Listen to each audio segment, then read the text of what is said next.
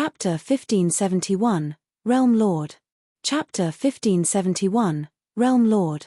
Chapter 1571, Realm Lord. As soon as Shifeng set foot in the pitch-black shrine, his environment transformed.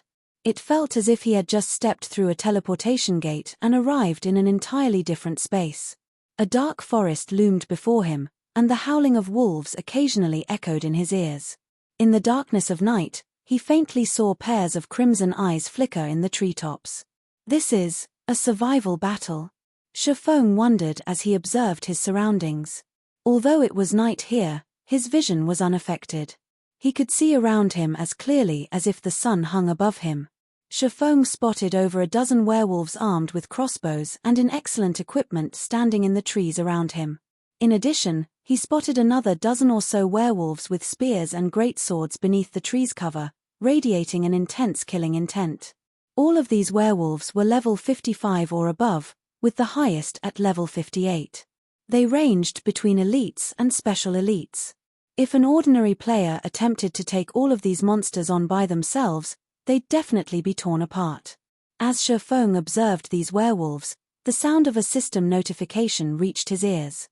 System: clear this divine shrine to obtain a reward. When the system notification ended, a system map appeared in the corner of Shifeng's vision. A teleportation point had been marked on the map in the heart of the forest. It was obvious that he had to reach said teleportation point to leave the divine shrine. However, before Shifeng could examine the map closely, the werewolves in the treetops began to attack, the triple-loaded crossbows releasing their bolts at him simultaneously. At the same time, the werewolves on the ground began to close in, forming a tight encirclement around him. How troublesome. It seems that the system banned teleportation skills, as well. I guess I have no choice but to run to the target. When Shifeng had noticed the werewolves' attacks, he had attempted to use space movement, teleporting to the destination directly. Unfortunately, teleportation skills were prohibited in the divine shrine. He had no choice but to unsheath Killing Ray and retaliate. A rain of bolts from above might be troublesome to ordinary players, but to Shifeng, the bolts were practically negligible. He easily dodged the bolts and appeared before a level 56 elite werewolf in the blink of an eye. He lightly swung Killing Ray at the melee-focused werewolf. Shadow Blade. Numerous streaks of shadows cut past the elite werewolf, each hit dealing several tens of thousands of damage. Like a cannonball, the 2-meter-tall werewolf's body shot backward and slammed into the werewolves behind it. The monster only returned to the ground after flying over 20 yards.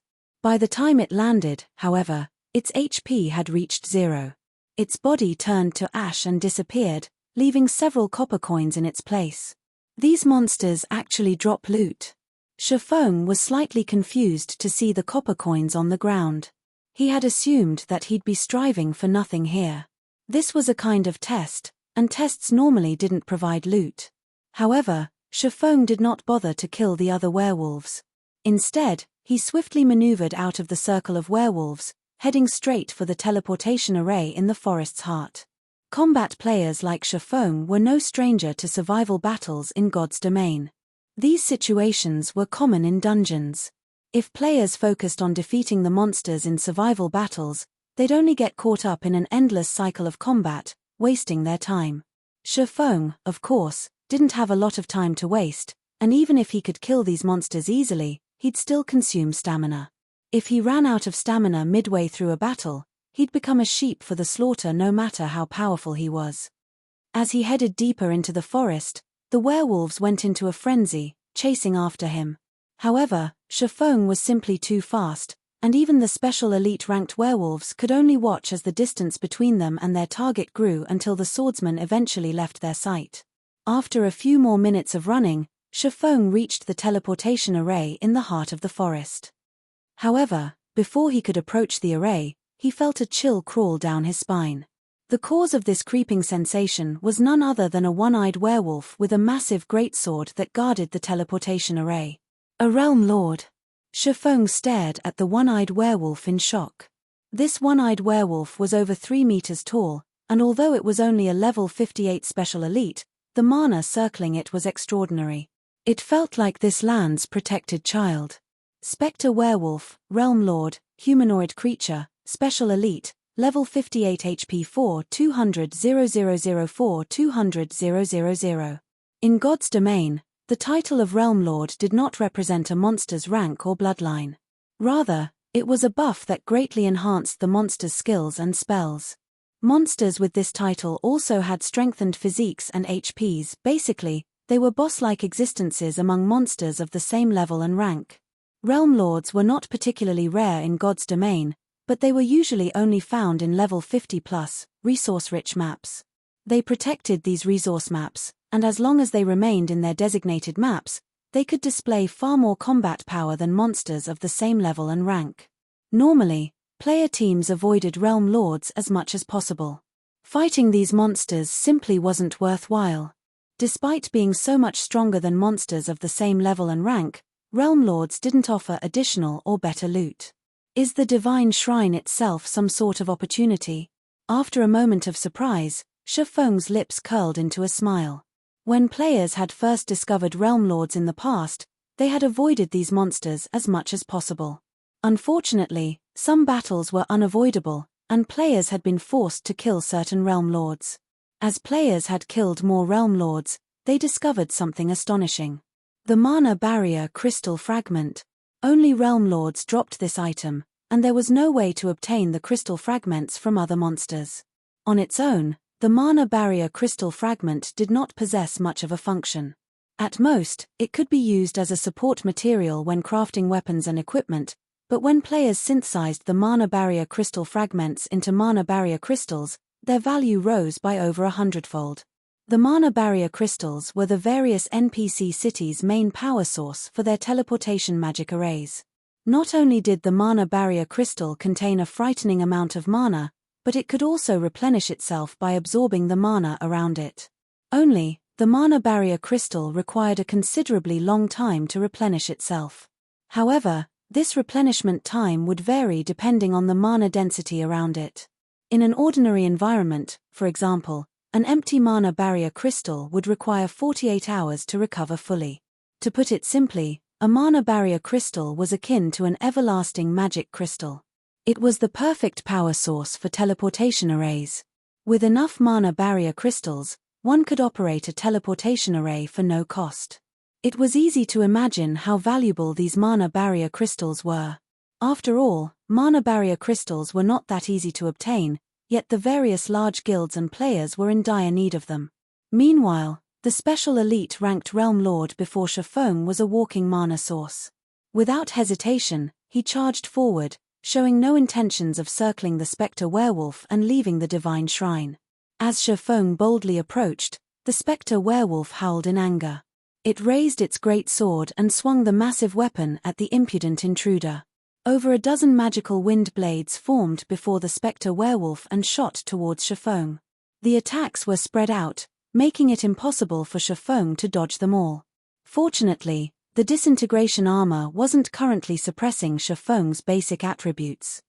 In other words, his strength was even higher than a great lord's of the same level. Hence, although the Spectre Werewolf's Realm Lord status enhanced its wind blades, and the attack nearly rivaled the power of a Tier 2 spell, they were insignificant to Shifeng. Sword's Orbit. A galaxy of stars formed around Shifeng, striking down the approaching wind blades. Shifeng didn't even pause as he continued towards the Spectre Werewolf. Shadow Blade. Thunder Flame Explosion. Flame Burst. When Shifeng reached the Spectre Werewolf and began to bombard it with attacks, the Special Elite's 4,200,000 HP drained like flowing water. Despite the Spectre Werewolf's struggles to fight back, it was powerless to change its fate. In the end, Shifeng's swords devoured its HP. It then collapsed, transforming into a dark mist and scattering in the wind. The berserk mana, which had surrounded the Spectre Werewolf, calmed as a result. At the same time, a pair of level 50 bronze plate armor boots, a dark crystal shard, and several dozen copper coins appeared on the ground. Although the loot was not particularly impressive, Shifeng's eyes glowed when he saw the dark crystal shard. This shard was none other than the Mana Barrier Crystal Fragment. Chapter 1572, Blackwater Visits. Chapter 1572, Blackwater visits. Chapter 1572, Blackwater visits. Sure enough, the Divine Shrines tests are also opportunities. Shifeng smiled as he collected the Mana Barrier Crystal Fragment. Mana Barrier Crystal Fragment, consumable, can be used to increase mana. A support tool for crafting items. Obtaining Mana Barrier Crystal Fragments wasn't easy, and although the item had a high drop rate, it didn't drop from every Realm Lord. Meanwhile, Realm Lords were even rarer than field bosses. High-resource leveling maps only had 2 or 3 Realm Lords. In addition, these Realm Lords' respawn time was much longer than ordinary field bosses. When the various large guilds had discovered the benefits of killing Realm Lords in the past, many guild wars had broken out over these monsters. Obtaining 1 Mana Barrier Crystal Fragment after killing a single special elite-ranked Realm Lord was a huge boon from the system. Each Mana Barrier Crystal Fragment had sold for around 30 gold in the past. Of course, most guilds that had obtained these crystal shards had refused to sell them. When players collected 10 crystal fragments, they could seek out an NPC Master Alchemist to synthesize the Mana Barrier Crystal with a 40% success rate. If the synthesis were successful, one would have an everlasting magic crystal. The Mana Barrier Crystal was a priceless treasure, useful in multiple aspects, such as powering teleportation arrays, magic towers, and other such constructions. There had even been a few workshops that had specialized in hunting Realm Lords in distant maps, making a living from selling Mana Barrier Crystals. After obtaining the crystal fragment, Shifeng moved towards the teleportation array and left the forest. When he opened his eyes again, he had arrived at the first Divine Shrine's exit, and the staircase leading to the second shrine stretched before him. Many players were already running towards the second Divine Shrine. So many people are already out. Shifeng was surprised. Over 100 players were already approaching the second Divine Shrine. However, after giving the matter some thought, he realized that he had spent quite some time fighting the Spectre Werewolf. Most, if not all, of the players before him had likely avoided fighting the Realm Lord. They had simply slipped past the Spectre Werewolf to enter the teleportation array. As Shifeng left the first Divine Shrine, the sound of system notifications reached his ears. System, congratulations. You have passed the Divine Shrine. Rewarding 10 shrine points. System, congratulations. You have passed the Divine Shrine within the time limit. Rewarding 10 shrine points. System, congratulations. You have killed the Guardian boss within the time limit. Rewarding 50 shrine points. So many points. Shifeng was somewhat taken aback when he saw how many points the system had awarded for killing the Spectre Werewolf. Passing the Divine Shrine had only earned him 10 SPS, yet killing the special elite-ranked Spectre Werewolf had awarded 50. If these other players realized that killing the Guardian boss would award even more points, they'd likely regret their earlier actions. Even the cheapest item available for purchase in the Divine Shrine cost 500 SPS. If one cleared the first Divine Shrine quickly and ignored killing the Guardian boss, they would only receive 20 SPS. With that method, who knew how many Divine Shrines one would have to clear to accumulate 500 SPS? Moreover, as players climbed the Divine Staircase, the Divine Shrines would become more challenging. If players did not earn as many points as possible early on, it would only become more difficult to earn the points they needed later. It seems that I'll have to defeat every Divine Shrine's Guardian boss. Thinking up to this point, Shifeng realized the fastest way to earn shrine points from the Divine Staircase. Following which, he proceeded towards the second Divine Shrine. The second shrine contained a gravel ridge, and its monsters ranged between level 55 and 58. However, the second shrine had far fewer elite monsters, and nearly half the shrine's monsters were special elites. Next to the Realm Lord, a few level 58 elites guarded the teleportation array. To Shifeng, however, this slight increase in difficulty was no issue. He had only spent a few minutes to defeat the Realm Lord and 3 elites. This time, however, he did not obtain a Mana Barrier Crystal Fragment. He had only obtained a level 55 Bronze Mage top and some coins. Upon clearing the second Divine Shrine, Shifeng earned 15 SPS. He also received 15 SPS for clearing the shrine within the time limit, and 70 SPS for killing the Guardian boss. Although Shifeng had cleared the second Divine Shrine, he was clearly lagging behind the other players. Even those who had entered the first Divine Shrine sometime after him were already on their way towards the third shrine. However, Shifeng did not rush. Instead, he continued to ascend the Divine Staircase at his own pace. Each Divine Shrine was a little more challenging than the last and awarded 5 more SPS when cleared. When Shifeng entered the 5th Divine Shrine, the test's difficulty visibly increased. Now, every monster he faced was a special elite. In terms of attributes, the monsters were on par with well-equipped, Tier 1 players of the same level. When facing a dozen or so of these monsters at once, even elite players would be in a bind. Even the Guardian boss was now a chieftain-ranked realm lord. Not only did the chieftain possess 10 million HP, but its skills also carried great destructive power. Even Shifeng did not dare to meet the boss's attacks head-on. Shifeng only defeated this Guardian boss after a dozen or so minutes of fighting. Meanwhile, as a chieftain-ranked realm lord, the boss had been very generous. It had dropped 2 mana barrier crystal fragments, instantly increasing Shifeng's haul to 4. Now, he only needed 6 more fragments to synthesize a mana barrier crystal. When Shifeng had cleared the 5th Divine Shrine, the shrine points he earned also undergone a qualitative transformation.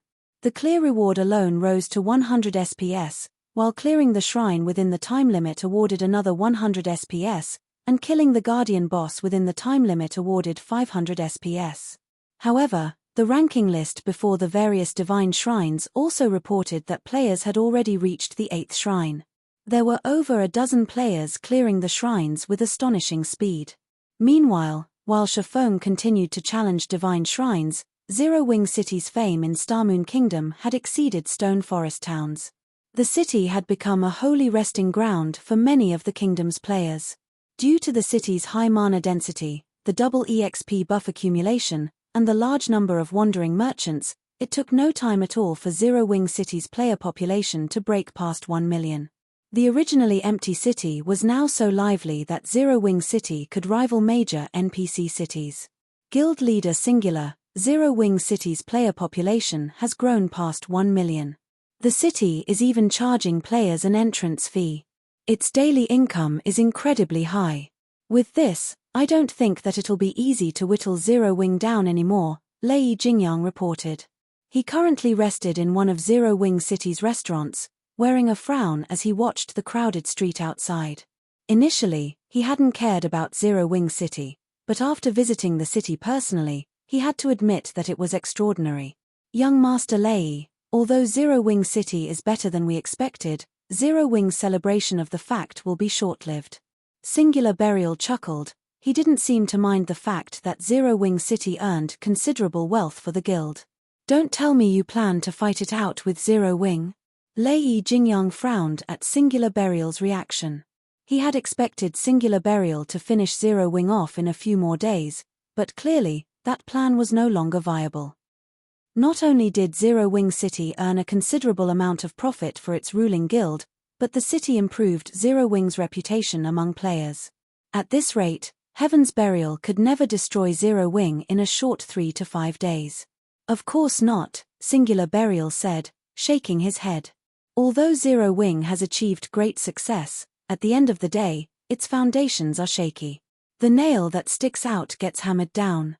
Representatives from the Blackwater Corporation contacted me not long ago, informing me that they are willing to help us against Zero Wing. The Blackwater Corporation? Lei Jingyang was visibly moved when he heard this. Why are they suddenly interested in Zero Wing? The Blackwater Guild had changed drastically. It now had stronger forces under its command and ample funding. Just some time ago, it had even established a guild town in a resource-rich, neutral map.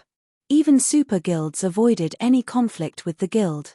I don't know why, either, but this doesn't change our plans to take down Zero Wing, Singular Burial said, chuckling.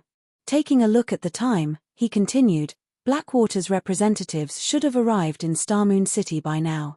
I should return to meet with them.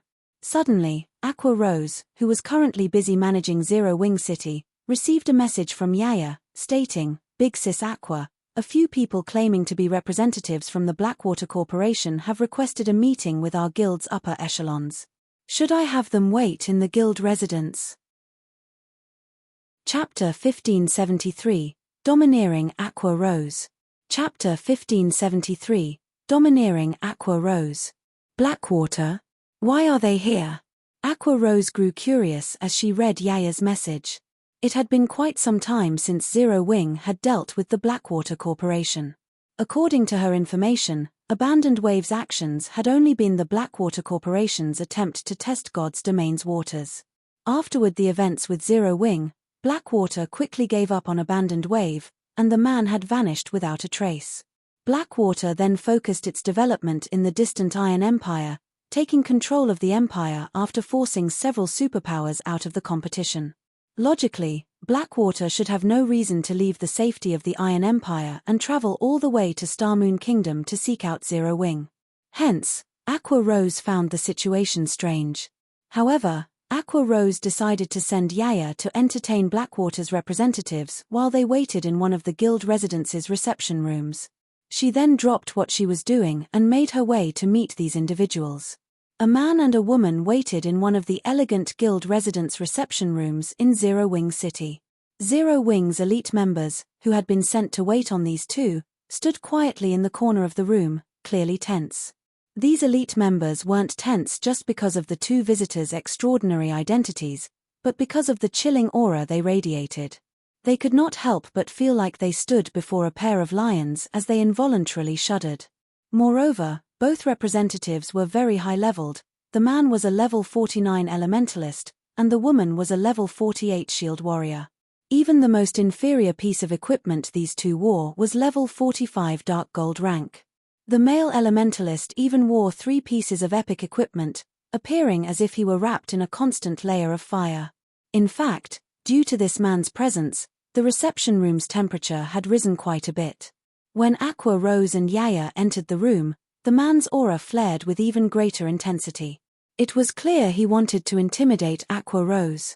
Unfortunately for him, his biting cold aura had no effect on the Zero Wing Vice Guild leader.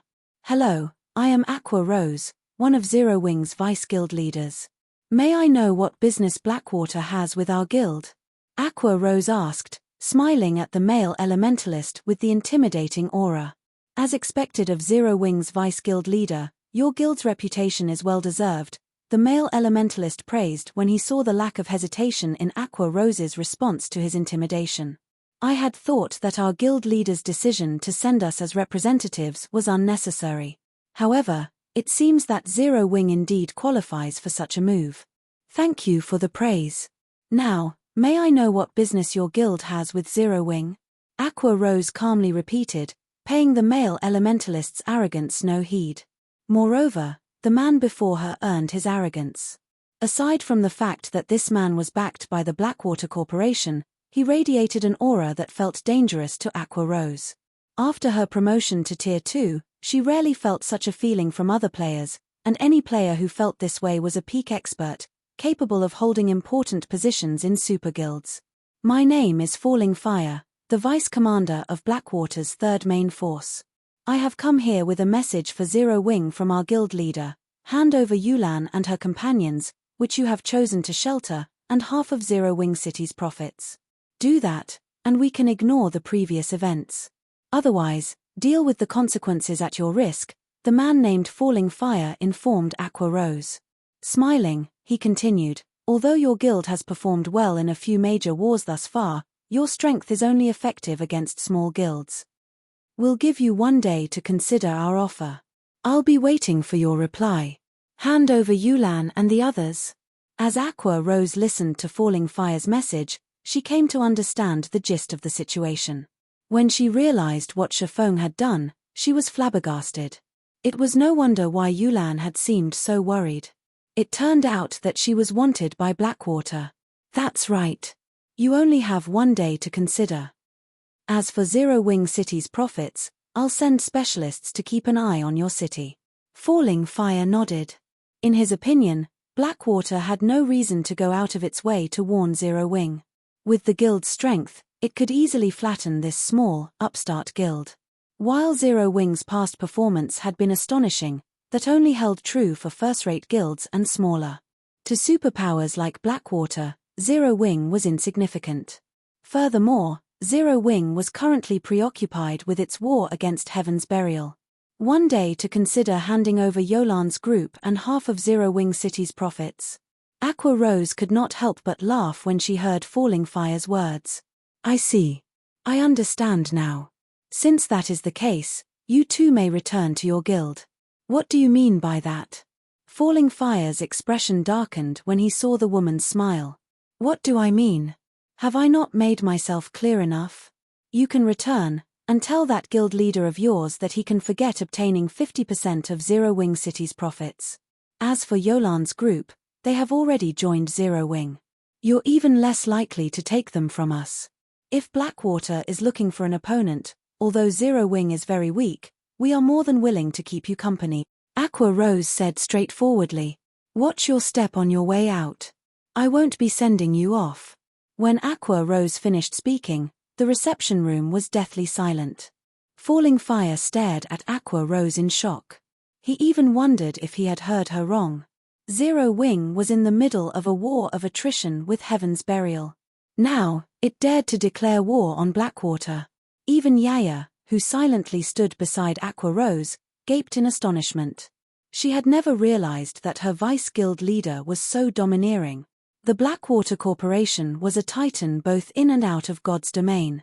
In the real world, it was an incredibly famous international corporation. In God's domain, it had successfully wrestled control of the Iron Empire from several superpowers. Zero Wing simply couldn't compare. Good. Very good. Since Zero Wing dares to cast aside the opportunity we've presented, you can wait until we remove your name from God's domain. Falling Fire sneered at his host. Immediately, he and the level 48 female shield warrior stood and left the room. After the duo from Blackwater left, Yaya turned to Aqua Rose with a reverent expression. Big sis Aqua, you're so amazing. You even slapped Blackwater in the face. The look on that guy's face just now was priceless. Yaya said with admiration flashing in her eyes. That's right. It felt wonderful putting those bastards in their place. However, how am I supposed to report this to the guild leader? Aqua Rose felt a headache begin to brew.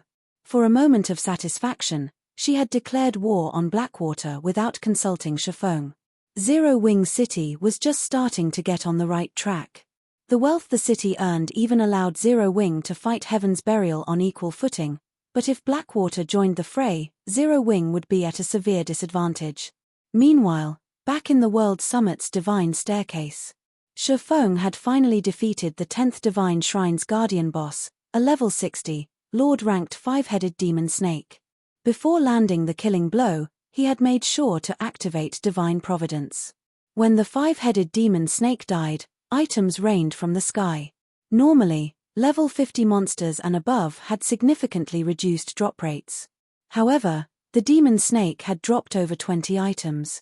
No Lord-ranked monster of this level should be capable of dropping so many. A jackpot. Shifeng was overjoyed when he saw the loot on the ground. He had only used Divine Providence to increase his chances of obtaining mana barrier crystal fragments, yet he had triggered a jackpot. He truly hadn't expected such a bountiful reward. In God's domain, jackpots were exceedingly rare from monsters past level 50, much less from realm lords.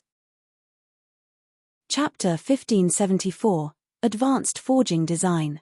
Chapter 1574, Advanced Forging Design. Aside from weapons, equipment, and mana barrier crystal fragments, a tattered sheet of parchment rested among the many items the 5-headed demon snake had dropped. As the parchment itself was very high quality, it still radiated faint pulses of mana despite the ravages of time. Shifeng picked up the parchment out of curiosity. This is an advanced forging design. Shifeng was elated when he realized what this sheet of parchment was. In God's domain, every advanced design was extremely rare and valuable. This was because advanced designs contained techniques unknown to the general public. For example, an advanced forging design would contain a few different kinds of advanced forging techniques. If players learned these techniques, they'd increase their chances of creating a new item in the future. The various large guilds had cherished their advanced designs in the past. They had all refused to sell these designs. At the same time, the large guilds' trading firms had fought over these items. Zero Wing had only obtained a few advanced designs thus far, including advanced forging designs. Moreover, the design in his hands was not just any ordinary advanced forging design. Conqueror's Armor Forging Design Fragment, Advanced Design, Fine Gold Rank. When learned, you will be able to produce the level 50 magic rune armor. Every piece of crafted armor contains a magic array. 5 pieces can be used to form the basic strength battle array. Current fragment count 1/9. I never expected the divine shrines to drop something like this. I've really lucked out this time. Shifeng was at a loss for words as he stared at the Conqueror's armor design. Not only had the 5-headed demon snake dropped 2 mana barrier crystal fragments, but it had also dropped a fine gold equipment design that came with a battle array. Killing the demon snake had been far more profitable than killing a level 60 Grand Lord. A well-equipped peak expert in God's domain wasn't a force to be reckoned with. In fact, despite being an individual, they were capable of playing a significant role in a guild war. However, that did not mean ordinary players were utterly helpless against peak experts. Ordinary players still had a method they could use to fight peak experts. Battle arrays. If a certain number of players wore equipment with the same battle array, they could trigger the battle array's effects, significantly increasing their combat power. Battle arrays provided more than just a boost to basic attributes, they also improved players' physiques. Most importantly, it allowed players with the same array to share their perception. This helped players remove defensive blind spots, visibly improving their combat standards. Although a basic battle array only allowed players to share a limited degree of their perception, it still elevated players' combat standards to a whole new level. Many of God's domain's small guilds in the past had survived and thrived, even after 10 years, precisely because of battle arrays. Even without peak experts, guilds with powerful battle arrays could take down a peak expert with just a few players or a dozen or so working together. Some small guilds had even stood toe-to-toe with large guilds by relying on these arrays. Of course, battle arrays were not without weaknesses. In exchange for the huge boost in strength, players' stamina and concentration consumption increased massively. When players activated a battle array, their stamina and concentration would deplete several times faster than normal. This limited the amount of time that players had when using battle arrays. However, despite such a glaring flaw, battle arrays had been highly sought after by many guilds. Equipment with battle arrays was extremely rare, and usually only dropped from super large-scale team dungeons. Monsters in the fields had no chance of dropping such items. Moreover, the higher quality a piece of battle array equipment was, the more valuable it was. A piece of battle array equipment could easily sell for several times more than a piece of equipment of the same rank. Although he had only obtained a fragment of a level 50 fine gold battle array equipment design, it was still quite valuable. If he completed the design, its value would be immeasurable. Since the Divine Shrine's Guardian boss dropped a fragment, the other shrines' bosses should have a chance of dropping them as well.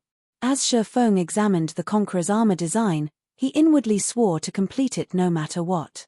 Immediately, he moved towards the teleportation array and proceeded to the next Divine Shrine. By the time Shifeng appeared on the staircase leading to the 11th Divine Shrine, players had already reached the 15th. He was far behind.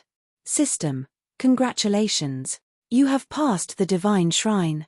Rewarding 300 shrine points. System: congratulations. You have passed the Divine Shrine within the time limit. Rewarding 300 shrine points. System: congratulations. You have killed the Guardian boss within the time limit. Rewarding 2000 shrine points. However, although other players progressed faster than he did, Shifeng contained the most SPS of any player in the World Summit. Currently, Shifeng had already accumulated 8,960 SPS. If players ascended the Divine Staircase without defeating the Guardian bosses, even after reaching the 15th Divine Shrine, they would not have even half of Shifeng's points. Time passed quickly, and the Divine Shrines became more difficult as Shifeng climbed the Divine Staircase. By the time Shifeng reached the 15th Divine Shrine, he had to face a Lord-ranked Realm Lord with a special bloodline. By the time he emerged from the 15th Shrine, many players had been eliminated in the 20th Shrine.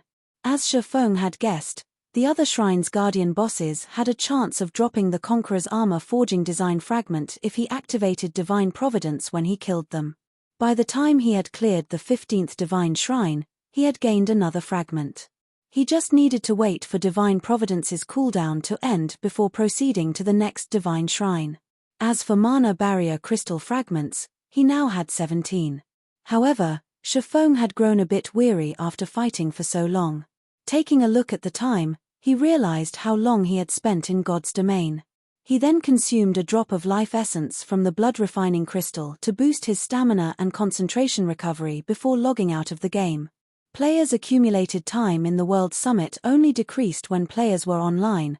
Logging off to rest would not affect one's progress. Hence, to maintain their combat efficiency, many players had long since chosen to log out. After all, challenging the Divine Staircase was a long and arduous progress, and as one climbed the staircase, they'd have to navigate larger maps in the Divine Shrines. As a result, players had to spend more time clearing the shrines.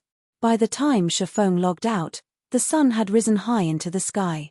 The moment Shifeng's consciousness returned to his body, he was bombarded by a series of messages and call notifications. There were messages and calls from both Blackie and Aqua Rose. In fact, Shifeng received another call from Aqua Rose before he had the chance to leave his gaming cabin. "What's with the urgency? Has something happened?" Shifeng curiously asked after accepting the call. "Guild leader, you finally picked up.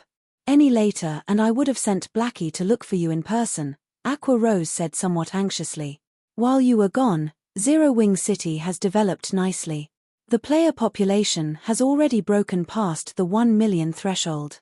Once we finish constructing the NPC shops, the city will attract even more players. But some time ago, 2 representatives from the Blackwater Corporation sought me out. They told us to hand over Yulan and her companions and 50% of Zero Wing City's income as compensation. Otherwise, they'll turn the full might of the Blackwater Guild against us. Hand over Yulan, her companions, and 50% of Zero Wing City's profits." Shifeng frowned. The Blackwater Corporation's retaliation didn't surprise him in the least, but he didn't expect Blackwater to take action so quickly. Moreover, the corporation's timing couldn't be worse, targeting them while they were in a war of attrition against Heaven's Burial. This put Zero Wing at a considerable disadvantage. Chapter 1575, Nurturing Experts. Chapter 1575, Nurturing Experts. "It seems that I'll need to speed things up," Shifeng thought after hearing Aqua Rose's report. He was quite familiar with the Blackwater Corporation's power. He had witnessed its rise in God's domain in the past. Despite joining God's domain so late, Blackwater had still developed into a super guild quite quickly in the past. One could just imagine how frightening Blackwater's potential was. Furthermore, the Blackwater Corporation had invested in God's domain much earlier in this life. Blackwater's experts had already caught up with God's domain's mainstream players. Otherwise, it wouldn't have stood a chance against the other superpowers vying for the Iron Empire. Of course, Zero Wing didn't have much to be afraid of if the Blackwater Corporation focused on its development in the Iron Empire. Based on what he heard from Yulan, the guild had only recently taken control of the empire. The guild was just starting to expand. Although Blackwater possessed plenty of experts and funding, it lacked the power to spread its influence across multiple kingdoms and empires as the various super first-rate and super guilds had. While the organization might be able to deal with small guilds right now, it couldn't touch Zero Wing. Unfortunately, that was only true if Blackwater worked alone. If it worked with Heaven's Burial, Zero Wing's situation would take a turn for the worst. Blackwater could leave the reconnaissance to Heaven's Burial while it supplied the guild with a large number of experts. Currently, players who wanted to grind and level up had to travel to distant maps, and most of the high-level maps weren't concentrated in a single area. Even if Shifeng used the 7 Luminaries Ring space movement, it would take a considerable amount of time to travel from one high-level map to another. "How much time have they given us to consider?" Shifeng asked. One day, but I let my anger get the best of me, and I rejected their offer instantly, Aqua Rose said in a subdued voice. You rejected them? Shifeng stared at Aqua Rose in surprise. Did you really reject them? MHM. Aqua Rose nodded silently, knowing that she had made a huge mess of things. By outright rejecting Blackwater's offer, she had undoubtedly created another powerful enemy for Zero Wing. Ha ha ha. Good. Well done. Shifeng could not help but laugh when he saw Aqua Rose's guilty expression. Although Zero Wing is not very strong, we're never afraid of a challenge. If they want to come, let them. We'll fight it out.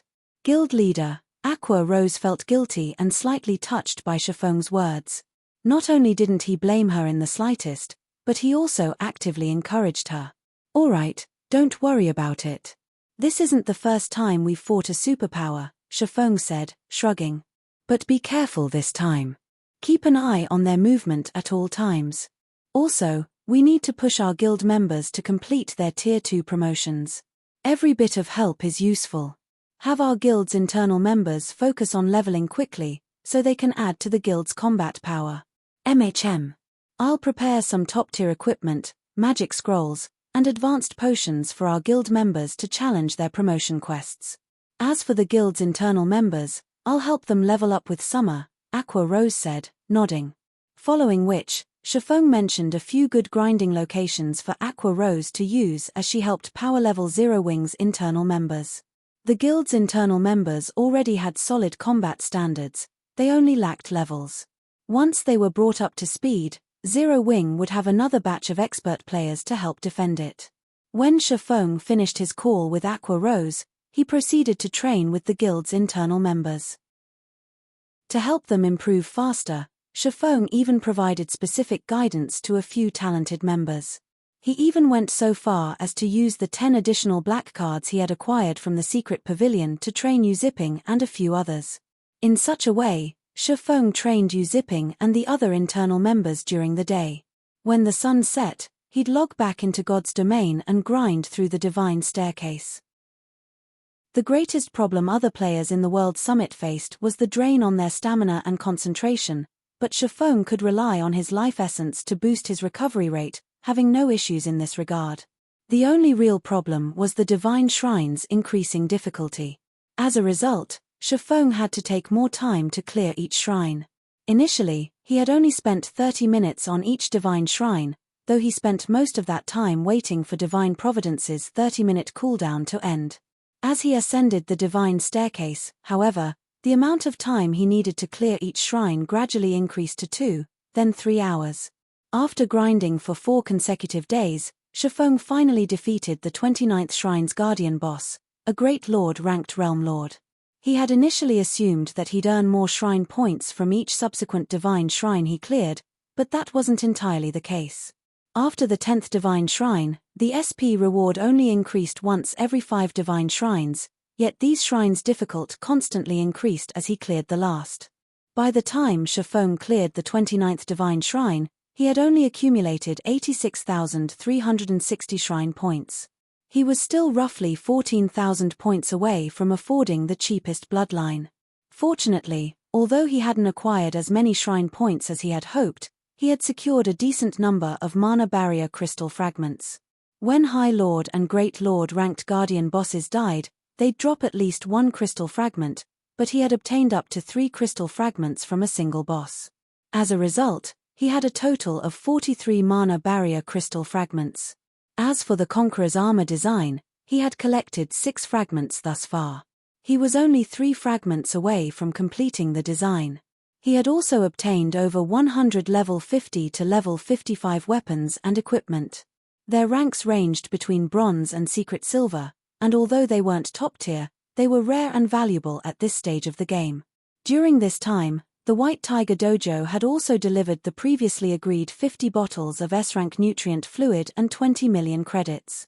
Upon receiving the payment, Shifeng assigned Shadow Sword to take charge of the 500 apprentices from the dojo. These apprentices would train in Zero Wing City's battle arena, improve their skill completion rates in Stone Forest Town's advanced combat rooms, and level while grinding and questing each day. As a result, Their combat standards steadily rose with each passing day. Unfortunately, Zero Wings members had encountered group skirmishes with Blackwater and Heaven's Burial's experts in the fields, increasing the guild's expenditures. Despite the massive revenue source Zero Wing City had become, the situation took a heavy toll on the guild's funds. However, monetary compensation wasn't the guild's biggest problem, but the loss of top-tier weapons and equipment. Meanwhile, the guild only had a few teams capable of acquiring such items. Although Aqua Rose and the other core members had formed teams to hunt down the enemy experts, they hadn't obtained enough level 45 top-tier equipment to replenish the guild's stock. Guild leader, I'm afraid that our stock of level 45 top-tier equipment in the guild warehouse will run out at this rate. Many of the other large guilds in the kingdom have already surpassed our raid progress in level 50 team dungeons, Aqua Rose reported, clearly frustrated. Moreover, based on the latest reports, it seems that Blackwater has sent over 4,000 experts to target our players. Including Heaven's Burial's experts, our teams are suffering a massive disadvantage while grinding in the fields. If Shifeng were present, they might be able to slaughter Heaven's Burial and Blackwater's experts a few times by relying on his spatial gate, which would, more or less, make up for the guild's losses. Zero Wings members were constantly ambushed in the fields, yet Tier 2 experts like her were limited in their ability to fend off every ambush. Unless their guild members stopped leveling and questing, there'd be no end to this problem. Moreover, level 45 top-tier equipment was required to raid level 50 team dungeons. If the guild warehouse ran out of such equipment, they'd have to stop raiding these dungeons. If this persisted, guild members might even lose interest in earning guild contribution points. If that happened, the guild would fall apart. Have Melancholic and the others focus on crafting level 45 equipment, and temporarily stop sales on level 45 secret silver and fine gold equipment. Use some of that stock to replenish the guild warehouse. If worst comes to worst, have Snow send some level 45 top-tier equipment from the branch guild, Shifeng said after giving the matter some thought. He had never expected Blackwater to be ruthless enough to send 4,000 experts. To make matters worse, that wasn't the guild's full strength. Blackwater's foundations had truly exceeded his expectations. Shifeng jumped back into his virtual gaming cabin, ignoring the fact that it was currently daytime and he was supposed to be resting. After logging back into God's domain, he immediately made his way to the 30th Divine Shrine. Chapter 1576, Divine Shrine's Opportunity. Chapter 1576, Divine Shrine's Opportunity. Once Shifeng entered the 30th Divine Shrine, the space before him transformed. Currently, he faced a dark cavern. The cavern was very large as a sports arena. Moreover, many tunnels led out of it. From time to time, he also spotted one or two lizardman patrol squads moving in and out of these tunnels. Even the weakest lizardman in these patrol squads was a level 58 special elite, while the strongest was a level 60 lord. The raid difficulty really has increased quite significantly. Shifeng frowned slightly as he observed the lizard men. It's no wonder so many expert demon players had to stop after reaching the 30th shrine. Previously, even the strongest non-boss monster in the 29th Divine Shrine was only a level 60 chieftain. In God's domain, chieftain-ranked monsters were at the Tier 1 standard. Hence, current players, particularly demon players, could still have a relatively easy time dealing with chieftains. However, when a monster reached the Lord rank, they attained the Tier 2 standard and were capable of using Tier 2 skills. It might be fine if all a demon player had to deal with were 2 or 3 lords. The crucial point was that, based on what Shifeng could see, there was a total of 30 lord-ranked lizardmen patrolling in the cavern alone. If one entered the tunnels, who knew how many more lords they would encounter? Against 30 lord-ranked monsters, even a Tier 2 player would get overwhelmed easily, not to mention a Tier 1 player. An ordinary Tier 1 expert would be fortunate if they could survive even 10 seconds against such a large number of lords.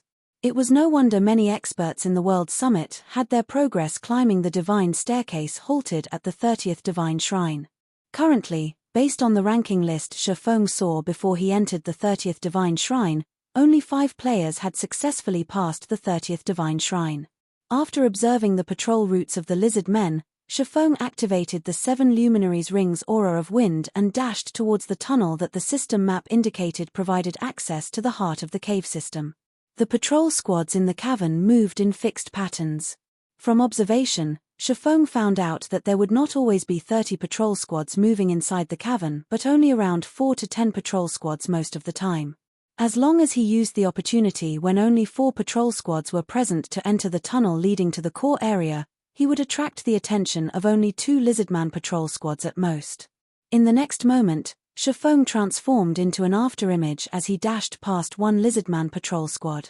By the time the patrol squad reacted, Shifeng was already several yards beyond it. Very quickly, he zipped by the 2nd patrol squad as well and entered the core tunnel. However, the moment Shifeng set foot in the core tunnel, he felt the threat of death. Traps. As soon as Shifeng entered the tunnel, dozens of small magic arrays appeared along the tunnel walls. In the next moment, these magic arrays launched magical bolts of various elements. Although these magical bolts did not seem very powerful, each one contained enough power to rival a Tier 3 spell. Even a Tier 1 player geared in top-tier equipment would be killed instantly if struck by these bolts. In addition to these attacks, there were also 2 patrol squads of lizard men chasing after him. Sure enough, the difficulty is very high. Upon seeing the dozens of magical bolts flying at him, Shifeng immediately understood the reason why so few demon players had made it through the 30th Divine Shrine. He quickly executed Sword's Orbit, striking down the bolts one after another as he continued advancing down the tunnel. Fortunately, the activated traps were effective not just against players but the lizard men as well. When the lizard men entered the tunnel, they were promptly bombarded by magical bolts from the traps Shifeng triggered, and sent flying back out of the tunnel.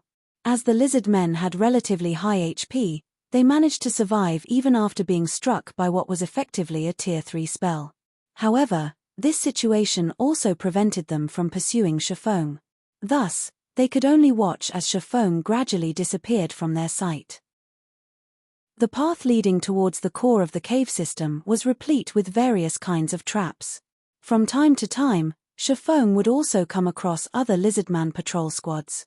As a result, he progressed towards the core at a snail's pace.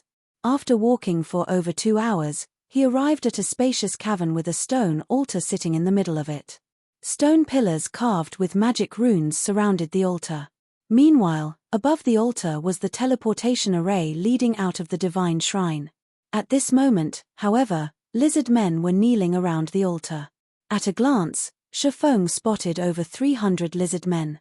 Although the majority of these lizard men were only elite ranked, there were 9 lord-ranked lizard men in the mix. However, the lord-ranked lizard men were no longer the strongest monsters present, which was instead the staff-wielding lizard man standing at the stone altar. Currently, the staff-wielding lizard man appeared to be offering a prayer of sorts.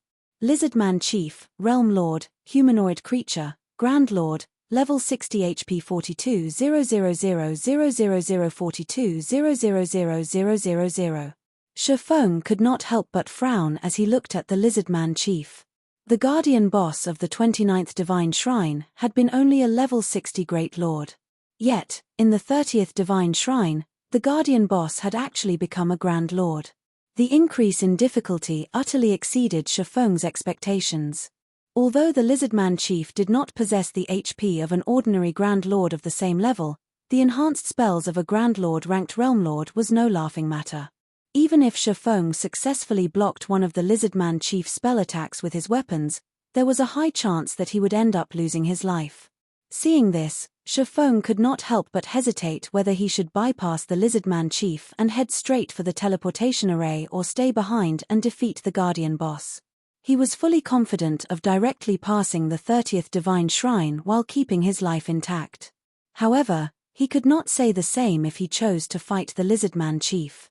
While he did not mind losing one challenge opportunity, he did have 10 chances after all. The crucial point was that players would still lose a level if they died inside the Divine Shrines. Fortunately, though, no items would drop upon death. A Grand Lord was an existence that served as the final boss of team dungeons. It was practically impossible for players to solo such an existence. Just as Shifeng was mulling over his options, the Lizardman chief suddenly started chanting an incantation. The runes carved on the stone altar then lit up with a dark blue glow. The space above the Lizardman chief also collapsed, forming a tunnel of sorts into the dark void. Immediately after, a golden tablet slowly descended from this shattered space. The moment this golden tablet appeared, the mana inside the entire cavern stirred. The tablet itself also released a powerful divine might that put immense pressure on the living creatures around it. This is a legacy tablet. Shifeng's eyes focused on the golden tablet. For a moment, he even thought they were playing tricks on him. He had acquired quite a few legacy tablets thus far.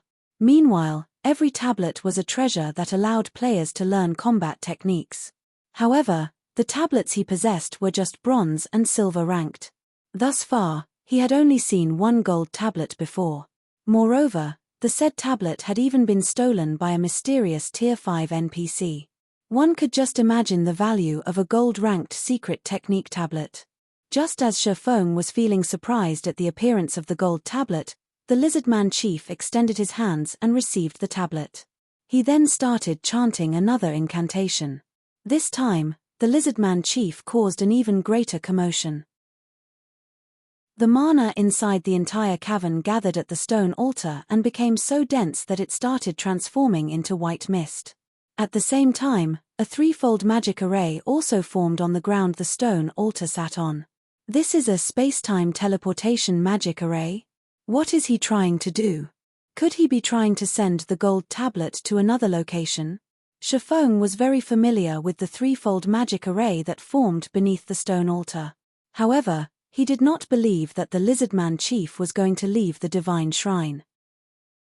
Hence, there was only one other possibility why the Lizardman chief would need a teleportation array to send something away. Since the Lizardman chief had summoned the teleportation array immediately after receiving the gold tablet, it was highly likely that the Realm Lord was planning on sending the gold tablet away. This won't do. I can't let him send the gold tablet away. Shifeng steeled his heart and started sneaking his way over to the Lizardman chief. A gold tablet was incomparably valuable. It was not something that bronze and silver tablets could compare to. Just a silver tablet was already enough to prompt the various superpowers to bloody one another's noses, all the more a gold tablet. If he missed out on this opportunity, who knew how long it would take before he came across another gold tablet? In fact, he might never come across another gold tablet again. Moreover, the divine staircase became increasingly difficult the higher one ascended. If he could not defeat the Lizardman chief, then it was even less likely that he could defeat the guardian bosses of the subsequent divine shrines. Just as the Lizardman chief was about to send the gold tablet out of the cavern. At the critical moment, Shifeng activated the aura of Time's forbidden domain. Please work. Seeing that the space-time teleportation magic array was about to activate, Shifeng could not help but pray for his forbidden domain to succeed in stopping it. Chapter 1577, Threefold Suppression. Chapter 1577, Threefold Suppression. When Shifeng activated Forbidden Domain, a layer of black mist enveloped the entire cavern, the mist freezing the flow of all the mana inside the cavern. Meanwhile, due to the stoppage in the flow of mana, the space-time teleportation magic array, which was still in the process of activating, failed. The mana the teleportation array had gathered then began to leak out and scatter into the surroundings, which also caused the spatial tear above the stone altar to close. Good. Shifeng inwardly grew ecstatic when he saw the teleportation array disappearing. The space-time teleportation magic array, which was activated using the stone altar, was frighteningly powerful. Although Forbidden Domain could suppress mana, if a source of mana had an insuppressible amount of power, then Forbidden Domain naturally would be of no avail. Fortunately, the enhanced space-time teleportation magic array had yet to reach a realm where Forbidden Domain was ineffective. Meanwhile, the disappearance of the teleportation array had riled up every lizardman inside the entire cavern. Immediately, they all turned to look in Shifeng's direction. Intruder! You dare interrupt this sacred ritual. Pay for your crime with your life. The Lizardman chief bellowed at Shifeng, a wrathful expression on his face as he thumped his tail furiously on the ground. Every lizardman present inside the cavern promptly charged at Shifeng. As for the lizardman chief, he gathered mana in his staff to destroy Shifeng's forbidden domain. Among the 300-plus lizard men charging at Shifeng were 9 lords and 1 high lord. In the face of such a force, even an ordinary Tier 2 expert would shudder in fear. However, rather than feeling fearful, Shifeng smiled as he switched the aura of time to the aura of fire. He then unfurled a crimson Tier 3 magic scroll in his hands. Meanwhile, contained within this magic scroll was none other than the Tier 3 large-scale destruction spell Flame Prison. Suddenly, fiery pillars shot up from the ground, trapping all the oncoming lizard men in a prison of flames. Any lizard man that came into contact with the scorching flames received devastating amounts of damage, losing over 1 million HP every second. The spell's activation instantly killed the elite-ranked lizard men. Meanwhile, before Flame Prison's duration was anywhere close to ending, Shifeng took out an aqua-blue Tier 3 magic scroll. Ice Torrent. A torrent of water crashed down from the cavern's ceiling and impacted the ground heavily. Any living creature that came into contact with the water turned into an ice sculpture on the spot. The chieftain-ranked lizard men, who had received critical damage from the initial wave of attacks from Flame Prison, had their remaining HPs thoroughly consumed, their frozen bodies shattering into tiny frost particles. Loot then scattered all over the cavern's submerged floor. After just a brief moment, only the 9 lords and 1 high lord remained of the lizardman army. How tough! Seeing that the lord-ranked lizard men were already at critical HP, Shifeng followed up with Flame Domain. Although Flame Domain was not as powerful as a Tier 3 large-scale destruction spell, it was more than enough to deal with the lord-ranked lizard men. After the 3 large-scale destruction spells descended, only the high lord-ranked lizardman captain remained of the 300-plus lizard men that charged at Shifeng. At this moment, though, the high lord had less than half of his HP left. Even so, Shifeng had no intentions of showing mercy, immediately advancing towards the lizardman captain. If it were during normal times, Shifeng would pay no attention whatsoever to a High Lord-ranked monster. However, he currently had to deal with the Grand Lord-ranked Lizardman Chief. If he left the Lizardman Captain alone now, he might very well come to regret it later on. Currently, the Lizardman Chief was much more powerful than the Grand Lord-ranked Purgatory puppets Shifeng had fought during the entrance test. The Realm Lord also possessed much greater HP. Moreover, Shifeng was alone right now, and the system disallowed the use of summoning scrolls. Hence, it would be extremely difficult for him to kill the Lizardman Chief, and he definitely could not afford even the slightest bit of carelessness. However, just when Shifeng arrived before the Lizardman Captain and was about to use Flame Burst to finish off the High Lord, numerous flame spears suddenly shot at him. Upon seeing this, Shifeng retreated in surprise. Boom! Boom! Boom! When the flame spears impacted the ground, large craters immediately formed. What power! So, this is a Tier 3 spell cast by a Realm Lord? Shifeng was inwardly astonished as he looked at the flaming craters. It was self-evident that the Lizardman Chief had removed the effects of Forbidden Domain. Although the Lizardman Chief had cast only a Tier 3 spell, its power was already at the Tier 4 standard. If Shifeng tried blocking such a spell, he might very well lose his life in an instant. Meanwhile, as soon as Shifeng dodged the flame spears, flames started raining down from midair. At the same time, chains made of flames emerged from the ground and shot at him, giving him no chance to catch a breather. Whether it was the rain of flames or the flaming chains, both were spells capable of killing Shifeng upon contact right now. Damn it! Gritting his teeth, Shifeng activated Heavenly Dragon's power. He then executed the Tier 2 instant strike at the Lizardman Captain. In the blink of an eye, Shifeng's body disappeared from the trajectories of the Lizardman Chief's attacks and appeared before the heavily injured Lizardman Captain. Phantom Kill, 9 Dragons Slash. Shifeng held nothing back as he launched one powerful attack after another at the Lizardman Captain, who only had around 4 million HP remaining. Due to Heavenly Dragon's power's effect, Shifeng's strength attribute increased by 150%.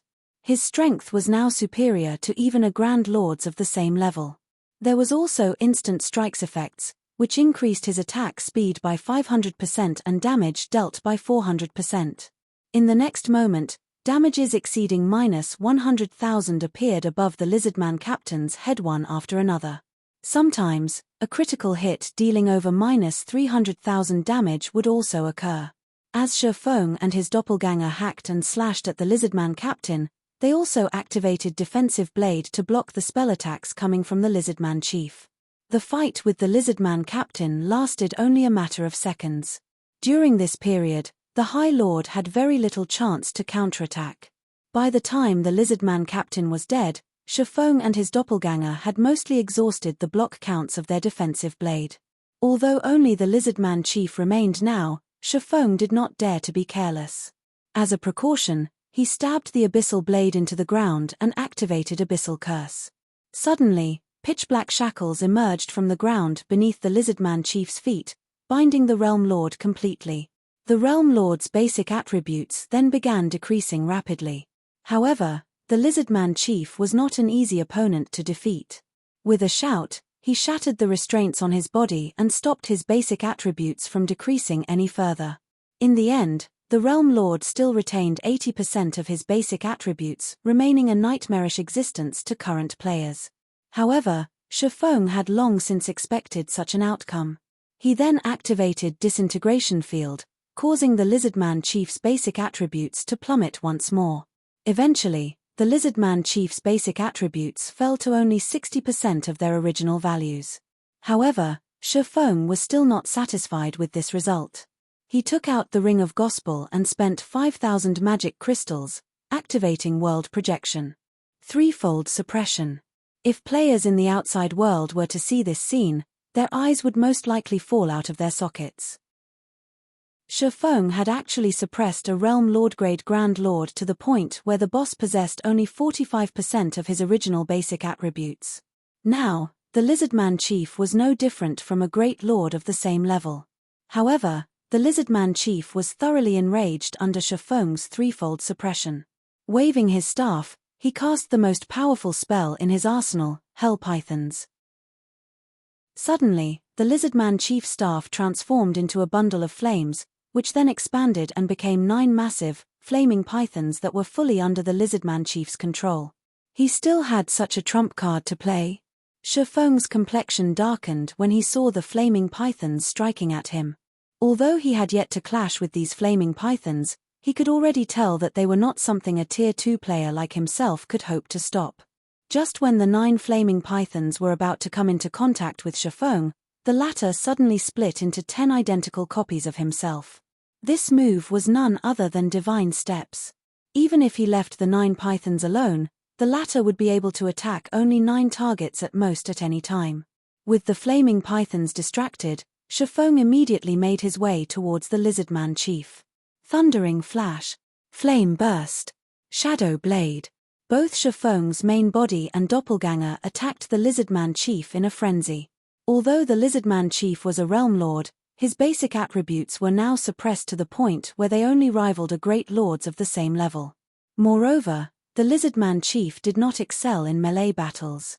As a result, the Lizardman chief became no different from a punching bag to Shifeng, whose basic attributes were currently superior to a Grand Lords of the same level.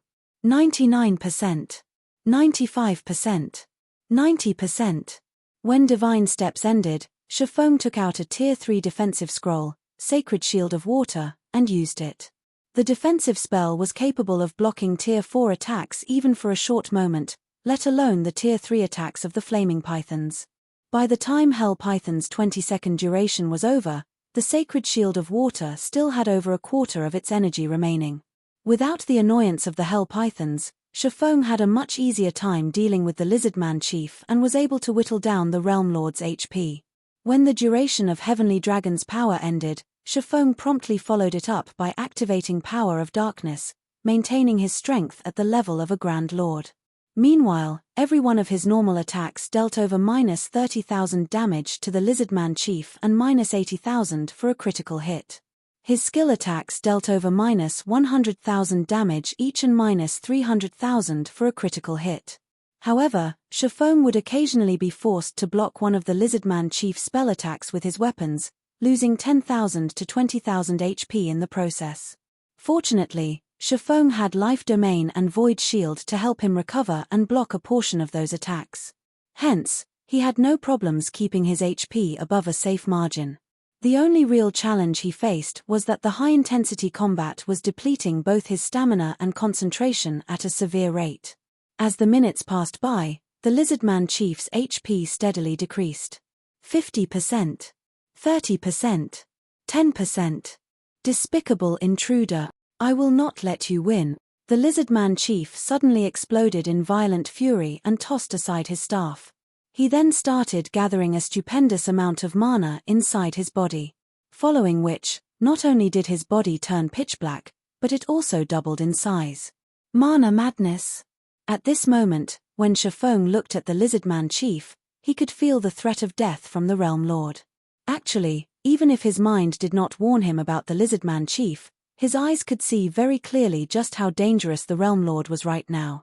Despite the Lizardman Chief just standing still right now, the ground beneath the Realm Lord buckled and shattered from the intense aura his body radiated. The air surrounding the Lizardman Chief had also become extremely heavy as well as scorching hot. Roar! The Lizardman Chief bellowed and dashed forward, appearing in front of Shifeng in the blink of an eye. The Realm Lord then raised his massive arms and smashed down at Shifeng. Come! Shifeng had no intention of dodging the Realm Lord's attack. Instead, he activated the Tier 2 Blade Liberation, increasing his basic attributes once more. Shadow Blade. Suddenly, several streaks of shadow merged with the slash Shifeng executed using Killing Ray, the combined attack landing squarely on the Lizardman Chief's fists. Boom!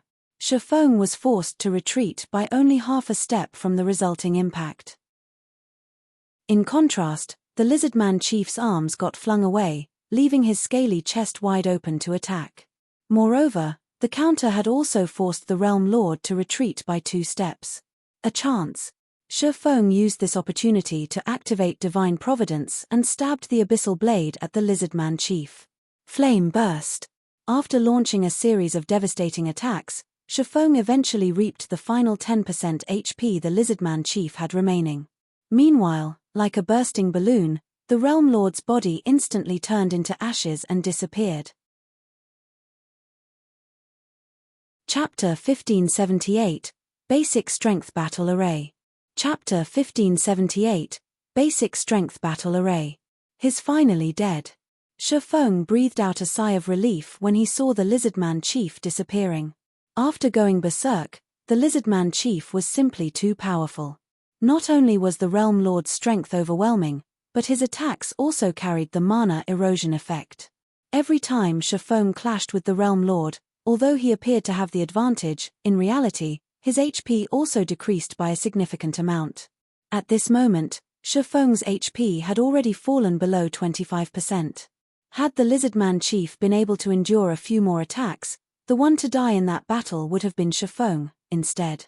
Meanwhile, after the Lizardman Chief died, over a dozen items had dropped to the ground, including 3 pieces of level 55 fine gold equipment, 4 pieces of level 55 secret silver equipment, 8 rare materials, and 2 mana barrier crystal fragments.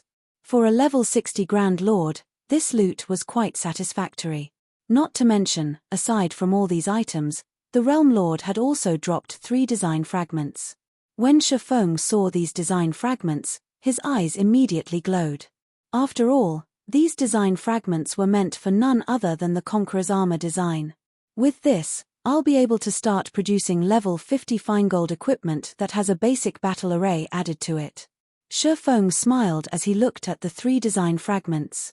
He then combined the 9 design fragments, forming a complete forging design. Conqueror's armor forging design, advanced design, fine gold rank. When learned, you will be able to produce the level 50 magic rune armor. Every piece of armor produced will have a magic array carved on it. 5 pieces of armor can be used to form a basic strength battle array. Conqueror's armor, chest piece, plate armor, fine gold rank. Level 50. Equipment requirement, strength 700 and agility 700. Defense plus 2150. Strength plus 64, endurance plus 72, agility plus 60. Additional passive skill dash. Life sacrifice. The The lower the wearer's HP, the greater the power they will receive. Increases to a maximum of 10% strength and 20% attack speed. Additional active skill dash. Basic strength battle array, requires 5 or more players wearing the Conqueror's armor to activate. Upon activation, increases wearer's strength by 25%, agility by 15%, endurance by 15%, and physique by 10%. Grants basic perception sharing buff. Stamina and concentration consumption rates are also increased by 400%. Maintaining the battle array costs 1 magic crystal every 5 minutes. The effects of this basic strength battle array sure are powerful. Shifeng could not help his astonishment after reading through the Conqueror's armor's introduction. He had seen many basic battle arrays before.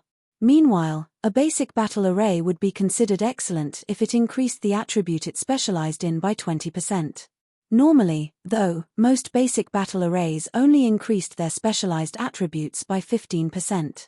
The Conqueror's armor's basic strength battle array, however, actually increased strength by 25% and 2 other basic attributes by 15%. There was also the 10% improvement to physique. The effects of the basic strength battle array could already rival the transformation effects of demon players.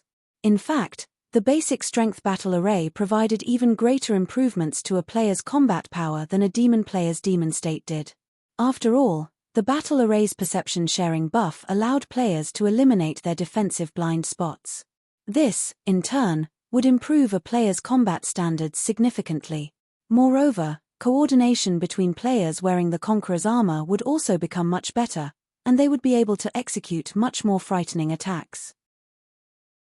If a party of 5 elite players was equipped with the Conqueror's armor, they might be able to defeat even a party of 5 ordinary experts. This was the reason the various large guilds had been extremely desperate to obtain equipment with battle arrays in the past. Moreover, the basic strength battle array was only a basic battle array. If the Conqueror's armor had an intermediate or advanced battle array instead, it could provide even more frightening improvements to a player's combat power. In the past, it was also because of some special battle arrays that many insignificant small guilds had managed to survive despite not subordinating themselves to a large guild. Currently, the value of the Conqueror's armor design was worth even more than fragmented legendary items. After going through the Lizardman chief's loot, Shifeng approached the stone altar and carefully picked up the gold tablet placed on top of it. Shifeng was very curious to find out just what kind of combat technique the tablet recorded. To all players, secret technique tablets were precious treasures that they could use to learn combat techniques from. Moreover, the higher the rank of a secret technique tablet, the more powerful the combat technique one could learn from it. In fact, in order to obtain a gold tablet, an NPC had gone as far as to commit robbery in the middle of Blackwing City. After suppressing the excitement in his heart, Shifeng clicked to inspect the gold tablet. Secret body technique. The pattern engraved on this tablet is too vague and incomplete, and no information can be deciphered. However, some kind of divine power hides within this pattern. If one gathers all of the stone tablets, this vague and incomplete pattern can be restored. Current tablet count, 1/3. A secret body technique? Shifeng's eyes glowed as he looked at the gold tablet. It was common knowledge that among the various combat techniques available in God's domain, combat techniques focused on the physical body were the most valuable. Moreover, just like void steps, such techniques were suitable for both physically and magically oriented classes. Even if one failed to grasp the combat technique completely, they would still be able to improve their control over their own bodies. After he finished inspecting the gold tablet, before he could even store it away, a golden light suddenly shone down on him. A pleasant feeling filled Shifeng's body as he was enveloped in this golden light. He also fully recovered all the stamina and concentration he had exhausted previously. System. Congratulations.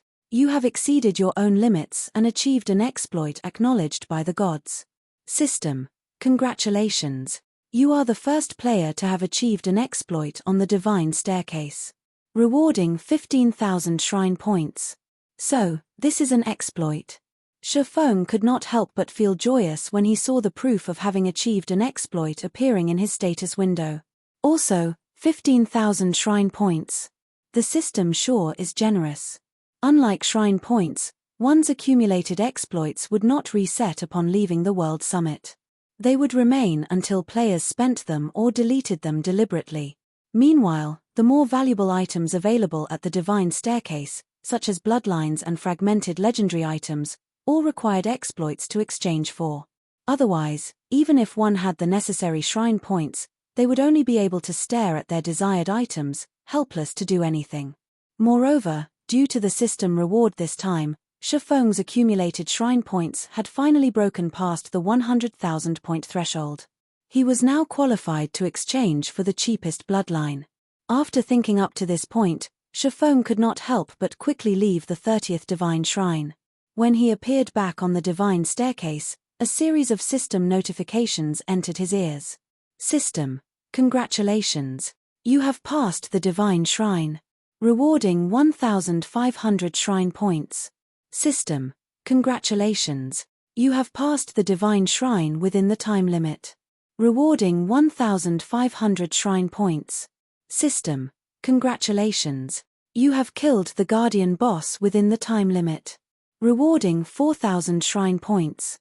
After including these rewards, Shifeng's total shrine points reached 109,360. However, he still had no intention of ending his challenge. After getting sufficient rest, he immediately proceeded to the next Divine Shrine. Although he currently no longer had enough magic crystals to use world projection for the subsequent Guardian bosses, even if he could not beat the Guardian bosses, he was more than capable of maneuvering past them. In any case, he was not required to defeat the Guardian bosses in order to clear the Divine Shrines and ascend the Divine Staircase. Hence, while avoiding battle with the Guardian bosses, Shifeng cleared one Divine Shrine after another. Meanwhile, as he was rapidly accumulating more shrine points, some players out on the World Summit had also started to notice something odd. Previously, the highest record on the ranking list displayed before the various Divine Shrines was only at the 33rd Divine Shrine. Now, however, someone had already reached the 35th Divine Shrine. Moreover, this person showed no signs of slowing down as they sped through the 35th Divine Shrine and entered the 36th. Who is this person? Skyhawk, who had just exited the 33rd Divine Shrine, revealed a surprised expression as he looked at the Divine Shrine ranking list. As one reached further Divine Shrines, not only would they face much more difficult bosses, but the traps set up inside the Divine Shrines also became increasingly powerful. In fact, Skyhawk had spent 2 of his 7 attempts on clearing the 33rd Divine Shrine. Furthermore, he had already planned on giving up trying to pass the 34th Divine Shrine altogether. As for the 35th Divine Shrine, he did not even dare think about clearing it. After all, the Divine Staircase's difficulty increased substantially every 5 levels. Despite that, there was actually someone who had successfully done so already and was challenging the 36th. Chapter 1579, Redeeming a Bloodline. Chapter 1579, Redeeming a Bloodline. After Shifeng entered the 36th Divine Shrine, the monsters he came across were mostly chieftains. Meanwhile, the monster patrol squads he encountered were mainly led by level 60 lords, with a few led by high lords. Even an expert player would not dare to pick a fight if they came across such monster patrol squads. Their only option would be to run away. In addition, the traps found inside the Divine Shrine had increased in both quantity and quality. Now, every trap was more than capable of killing a player instantly. If players lacked the strength to cope with the traps and patrol squads simultaneously, it was basically game over for them. To Shifeng, however, these monster patrol squads were no problem whatsoever. Only, having to deal with both the traps and monsters at the same time consumed a lot of his time and stamina. Fortunately, he had life essences to help replenish his stamina. Hence, he still managed to arrive at the teleportation array of the 36th Divine Shrine relatively easily. From the 35th Divine Shrine onwards, the Guardian bosses had become Grand Lord-ranked archaic species. Even if Shifeng had enough magic crystals to execute threefold suppression, he was not confident of defeating such a foe. A casual hit from a Grand Lord-ranked archaic species could heavily injure Shifeng even if he succeeded in blocking the attack. If he failed, needless to say, he would be killed instantly. As a result, Shifeng had to resort to Heavenly Dragon's power and life domain to keep himself alive. He then used the doppelganger summoned through Phantom Kill to activate the teleportation array. After the teleportation array was ready, he swapped positions with his doppelganger and promptly left the 36th Divine Shrine. Although Shifeng failed to kill the Guardian boss, passing the 36th Divine Shrine still granted him a total of 4,000 shrine points. Through this method, he smoothly ascended the Divine Staircase all the way up to the 40th Divine Shrine, causing a huge commotion among the players in the World Summit. After all, the second-ranked player only managed to clear the 33rd Divine Shrine. Meanwhile, Shifeng directly chose to give up on the challenge after passing the 40th Divine Shrine. The reason for this decision was the Guardian bosses no longer being Grand Lord-ranked archaic species, but mythic monsters, instead, from the 40th Divine Shrine onwards. Whether it was in terms of strength, speed, or combat standards, a mythic monster surpassed a Grand Lord-ranked archaic species by a wide margin. Against a mythic monster, skills such as Abyssal Curse and Disintegration Field had minimal effect. Even after Shifeng had used Heavenly Dragon's power, the Guardian boss of the 40th Divine Shrine still managed to overwhelm him. Had Shifeng made even the slightest mistake during the fight, he would have definitely been killed instantly. In the end, he was left with no choice but to resort to twofold berserk. However, even after he did so, against an unsuppressed mythic monster, it had taken him everything he had just to keep his life. Fortunately, he was able to hold out long enough for his doppelganger to activate the teleportation array, and he succeeded in leaving the 40th Divine Shrine. However, after activating twofold berserk, he had also entered a weakened state, which had a very long duration. As this method of clearing the Divine Shrines was simply too time-consuming, Shifeng decided that it was better to give up and use his remaining time to explore the other shrines on the World Summit.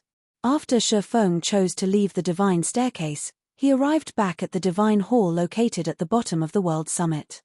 There are so many people.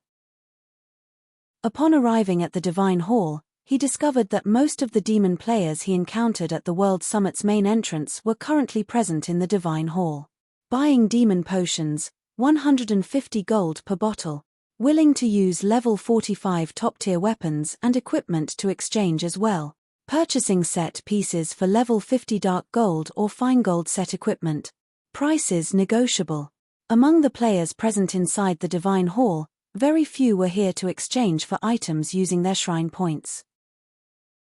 Instead, the majority of the players were purchasing items exchanged using shrine points. Rather than an exchange center, the Divine Hall looked more like a marketplace right now. At this moment, a cloaked player approached Shifeng and asked, "Fellow friend, you just came out from the Divine Staircase, right? If you still have points remaining after you're done exchanging for the items you want, I'm willing to purchase those points at a high price. I'll buy 20 points for 1 gold. I'll buy 10 points for 1 gold if you have over 1,000 points, 10 points for 2 gold if you have over 3,000 points, and 10 points for 3 gold if you have over 5,000 points. How about it?" Hearing the cloaked player's words, Shifeng was inwardly astonished. The purchase price was simply too frightening. If players had over 5,000 points on hand, that meant passing the first Divine Shrine alone could already earn them 6 gold coins. If they defeated the Guardian boss as well, they could make a total of 21 gold from clearing the first Divine Shrine.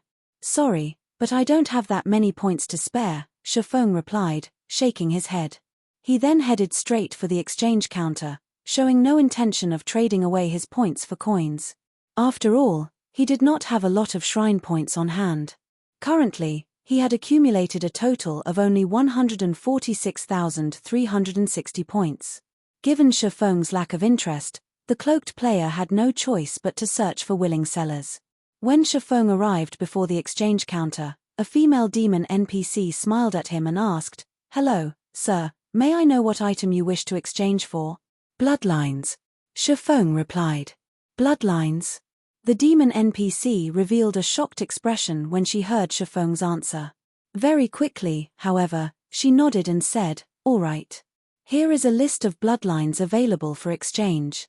Although Shifeng and the female demon NPC did not speak loudly, everyone present in the Divine Hall was an expert. They also possessed considerably good physiques. Moreover, they were very familiar with the high-ranking items available for exchange at the Divine Hall. Hence, upon hearing the word bloodline, they turned to look at Shifeng, who stood before the exchange counter, their ears immediately perking up. What? That person is actually trying to exchange for a bloodline?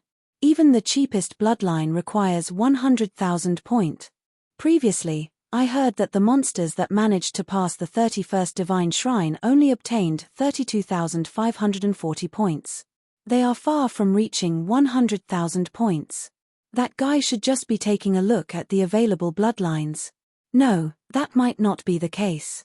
I checked the ranking list just now and saw that someone has already cleared the 40th Divine Shrine. He might be that person. Still, even if he cleared the 40th Divine Shrine, it shouldn't be possible for him to accumulate so many points. At this moment, everyone looked at Shifeng with eyes filled with curiosity. After all, to them, 100,000 shrine points was an astronomical amount. It seems nobody else has discovered it yet. From the hushed discussions Shifeng overheard, he couldn't help but pity these expert demon players. In order to save time, these players had chosen the fastest method to clear the divine shrines and missed out on the opportunity to obtain the points for killing the guardian bosses. However, he also wasn't so kind-hearted as to announce this fact. Following which, he focused his gaze on the list of bloodlines the NPC provided him. There was a total of 33 different bloodlines available for exchange. Among them, 23 were basic bloodlines, 8 were advanced bloodlines, and 2 were peak bloodlines. In his 2 lives playing God's Domain, this was the first time Shifeng saw so many bloodlines gathered in one place. Meanwhile, any single one of these bloodlines could cause any expert in the past to go crazy over it. Even Apex experts would have been willing to pay any price to acquire one of these bloodlines. Chapter 1580, Hidden Benefit. Chapter 1580, Hidden Benefit. Sure enough, they are all amazing. It's no wonder so many experts were so crazy about bloodlines back then. Shifeng felt slightly emotional when he saw the list of bloodlines. In the past, even superpowers had an extremely tough time getting their hands on bloodlines. Information on bloodlines was also heavily restricted. Even though Shifeng had been the guild leader of a second-rate guild, he had not possessed any detailed information on bloodlines. All he knew was that bloodlines improved a player's life rating and that they were of great help when players got promoted to higher tiers. Meanwhile, although the list of bloodlines the demon NPC gave him did not reveal a lot of information, what he could see was already more than enough to thrill him. Even the most ordinary bloodline would allow players to undergo a qualitative transformation. Take the Frost bloodline, for example. It increased the owner's compatibility with ice-type skills and spells, improving their skill and spell completion rates and base power. In addition, players with bloodlines would gain some extra basic attribute points every time they leveled up. In the case of the Frost bloodline, its primary focus was intelligence, while strength, agility, endurance, and vitality were secondary. Moreover, the bonus basic attributes gained through leveling up would further increase with each tier promotion. Eventually, as players rose in levels, the gap in basic attributes between players with bloodlines and players without bloodlines would also grow increasingly wider, to the point where the disparity could instill despair. However, looking at the cost of the various bloodlines listed, Shifeng could not help but frown. Of the 2 peak bloodlines available, one needed 340,000 SPS, while the other needed 360,000 SPS. In addition, both of them required 3 exploits each. These peak bloodlines were even more expensive than the top-tier fragmented legendary items. As for the 8 advanced bloodlines, they, too, were far beyond Shifeng's reach, as even the cheapest among them cost 200,000 SPS and 2 exploits, while the most expensive one cost 260,000 SPS and 2 exploits. Even if he managed to kill the mythic ranked guardian boss in the 40th Divine Shrine, accumulating 200,000 SPS was unlikely. It seems like an exchange for only a basic bloodline. Shifeng could not help but sigh. Revealing a bitter smile, he set his eyes on the 23 basic bloodlines. Even the cheap basic bloodline, which was named Boulder Bloodline, cost 100,000 SPS and 1 exploit. The Boulder Bloodline improved a player's defense, and the main basic attribute it increased was endurance. It was a bloodline more suited for MTS rather than swordsman. In the end, Shifeng narrowed his choices to 3 bloodlines. Hurricane Bloodline increases compatibility with wind-type skills and spells. Mainly improves agility, followed by endurance, strength, vitality, and intelligence. Requires 115,000 shrine points and 1 exploit to exchange. Scorching Flame Bloodline increases compatibility with fire-type skills and spells. Mainly improves endurance, followed by strength, agility, vitality, and intelligence. Requires 122,000 shrine points and 1 exploit to exchange. Earth Dragon Bloodline increases magic resistance. Mainly improves strength, followed by endurance, agility, vitality, and intelligence. Requires 125,000 shrine points and 1 exploit to exchange. These 3 bloodlines were more suitable for a melee physical class like the swordsman class. Whether they were wind-type or fire-type skills, the swordsman class had a little of both. Hence, the Hurricane and Scorching Flame bloodlines would provide significant improvements to a swordsman's DPS. As for the Earth Dragon bloodline, it was suitable for practically every class in the game. As players reached higher levels, the maps available for them to grind in would have increasingly poor environments. In the past, many players would even prepare multiple sets of equipment to cope with different environments. Hence, magic resistance was very helpful to players. All 3 bloodlines were considerably good. At the moment, Shifeng did not know which bloodline to choose. "Sir, should I recommend you a few bloodlines that are suited to yourself?" the female demon NPC asked, smiling as she looked at Shifeng's hesitant expression. "May I know what your recommendations are?" Shifeng could not help but ask curiously. Recommendations from NPCs were generally very accurate. However, it was not easy for players to get one from them. Usually, a player had to be lucky or have sufficiently high favorability with an NPC for such a situation to occur. As you are the heavens blessed that has progressed the furthest up the divine staircase, you get to enjoy a 10% discount on all exchanges. Hence, I recommend either the Thunderblade Advanced Bloodline or the Dark Iron Basic Bloodline, the female demon replied as she called out 2 displays showing the details of the bloodlines she mentioned. "You're saying the number 1 ranking player in the divine staircase gets a 10% discount?" Shifeng was slightly surprised to hear this. He never thought that the divine staircase's ranking list also provided such a hidden benefit. The Thunderblade bloodline the female demon mentioned was an advanced bloodline.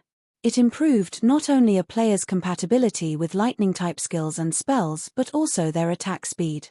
As for basic attributes, the advanced bloodline mainly improved strength and agility, followed by intelligence, endurance, and vitality. However, since it was a powerful bloodline, its cost was also frighteningly high. It needed a whopping 230,000 shrine points and 2 exploits. Even with the 10% discount, he couldn't afford this bloodline. As for the Dark Iron bloodline, it increased a player's compatibility with melee skills. As for basic attributes, the bloodline mainly increased strength, followed by agility, endurance, vitality, and intelligence. The bloodline's price was, likewise, very high, requiring 150,000 SPS and 1 exploit. Currently, he had 146,360 SPS. If he included the 10% discount, he would have more than enough to exchange for the Dark Iron bloodline. "I'll exchange for this Dark Iron bloodline," Shifeng said, inwardly ecstatic as he looked at the Dark Iron bloodline.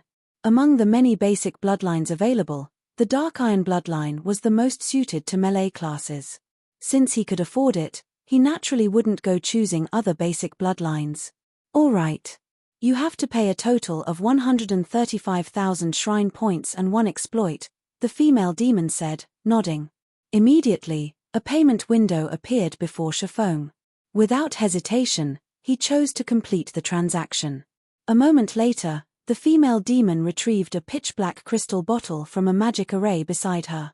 She then carefully handed the bottle over to Shifeng. So, this is a bloodline? As Shifeng looked at the pitch-black liquid inside the magic crystal bottle, he could sense vitality radiating from the liquid. Moreover, the liquid also contained terrifying power.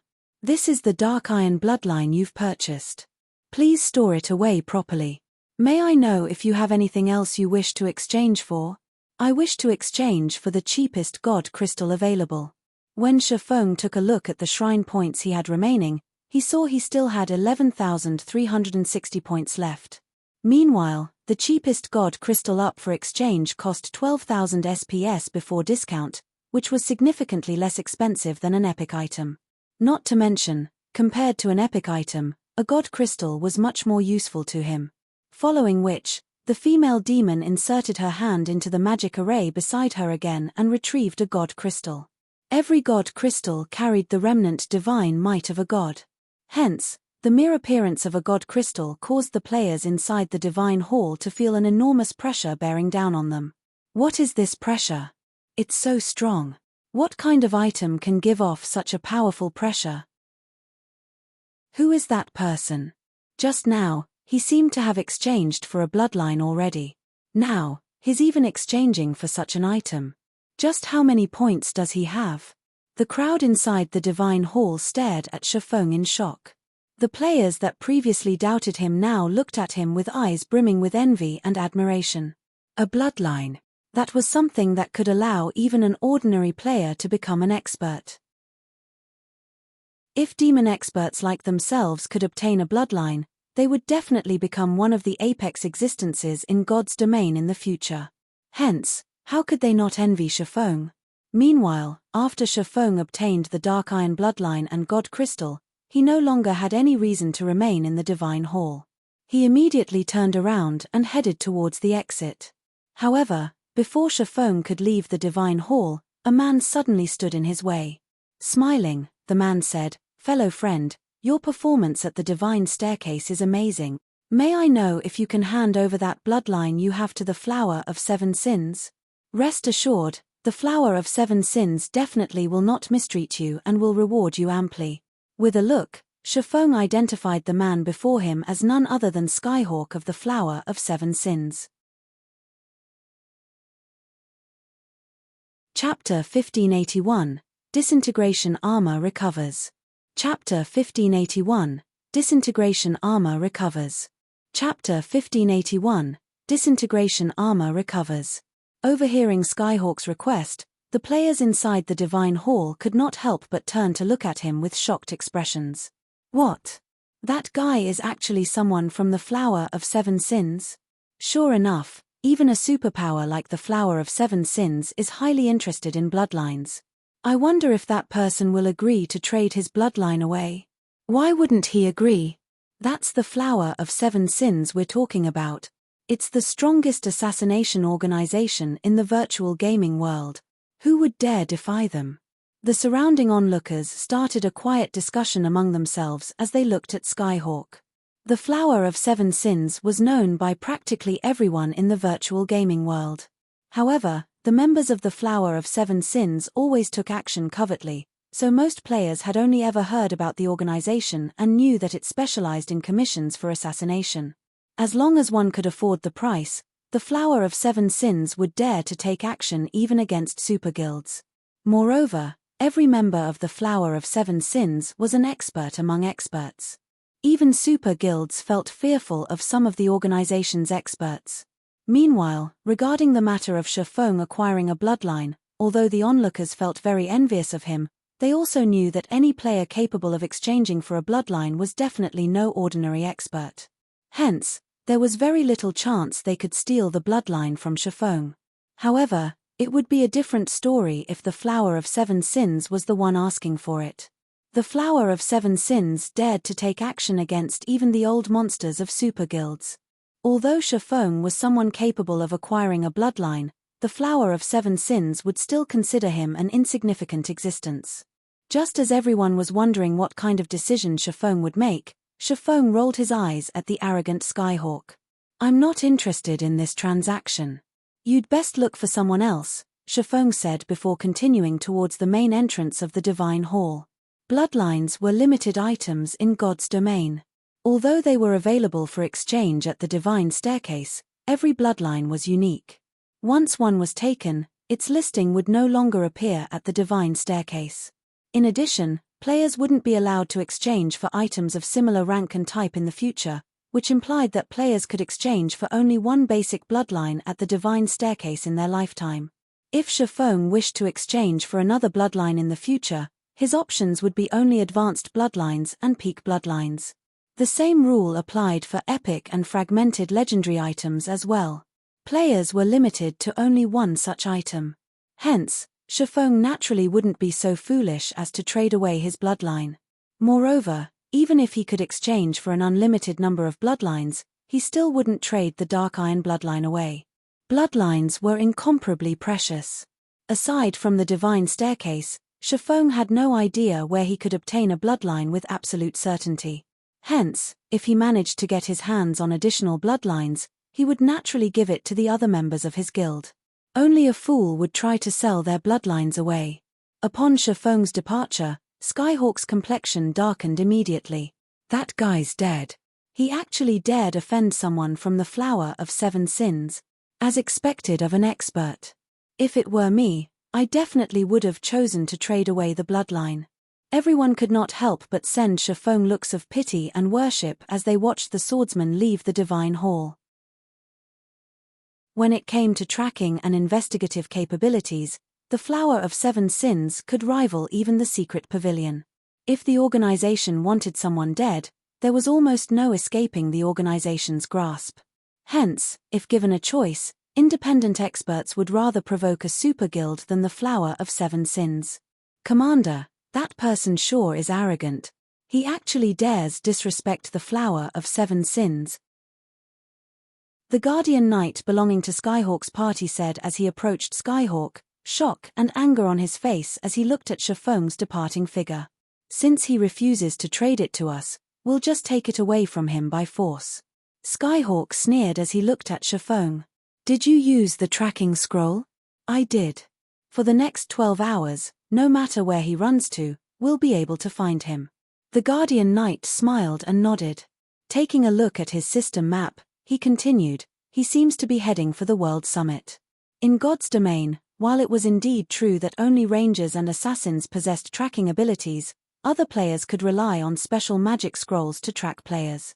Meanwhile, as these special magic scrolls did not deal any damage, even when used on a player, the said player would not notice the tracking marker and neither could they remove it. Unless the targeted player logged out of the game, they could be located regardless of where they went.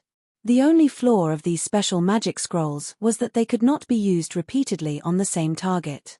Once a player was marked, no other tracking marker could be placed on them within the next 48 hours. What a confident person. Notify Ink Hunter and have him get ready. "We'll take action on the World Summit," Skyhawk ordered. In the World Summit, only the foot of the mountain was a safe zone. Once players ascended the mountain, the prohibition on attacking other players no longer applied. There, players could fight each other however much they wanted. Only, once a player was killed on the World Summit, although they would not lose a level, they would drop an item and be sent directly out of the World Summit regardless of how much time they had remaining. Since bloodlines were categorized as limited items, after players exchanged for a bloodline, they could not use it immediately. They needed to wait 3 hours for the restriction to end. Meanwhile, if players were killed during this restriction period, they would drop the bloodline with a 100% certainty. Understood. The Guardian Knight licked his lips in anticipation as he contacted their cleric companion. Meanwhile, after Shifeng ascended the World Summit, he did not make a beeline for the area where the epic shrines were located. Instead, he found a secluded spot and retrieved the disintegration armor and god crystal from his bag. Hopefully, it doesn't require too many. Shifeng took a deep breath as he chose the fusion option in the system interface. In the Divine Staircase's exchange menu, god crystals were considered only unique items and not limited items. However, players had a cap of 1 god crystal per visit to the World Summit. If Shifeng wished to exchange for another god crystal, He could do so only on his next visit. After he chose to fuse the disintegration armor and God crystal, the magic circuits carved on the disintegration armor released a dazzling silver glow. At the same time, the disintegration power the armor radiated intensified. A short moment later, a stream of evil, pitch-black energy flowed out of the disintegration armor. This pitch-black energy felt as if it could corrode all items in existence. In fact, it even began corroding the ground, air, and even space around the disintegration armor. What a strong power! Shifeng involuntarily retreated 3 steps in a hurry as he looked at this pitch-black energy, deeply afraid of getting tainted by this corrosive energy. However, shortly after this pitch-black energy started corrupting its surroundings, the space around it began trembling. The boundless energy permeating the entire World Summit actually started dispelling this pitch-black energy. In the blink of an eye, it obliterated the pitch-black energy. The World Summit truly is a place created by gods. Shifeng could not help his surprise as he looked at the formerly decayed grass and air that had reverted to their original states. The corrosive energy was capable of suppressing even the disintegration armor's mighty disintegration power. Yet, when this pitch-black energy came into contact with the energy in World Summit, it got wiped out almost instantly. Meanwhile, after this pitch-black energy was removed, a small change occurred to the disintegration armor. The formerly dull and tattered armor was actually glowing right now. Although it still had some physical damage and the magic circuits engraved on it remained dim and powerless, the disintegration power it exuded had become much more resplendent than before. Even Shifeng, the owner of the disintegration armor, felt intense pressure coming from it. He immediately walked up to the disintegration armor and checked its statistics again. What amazing attributes!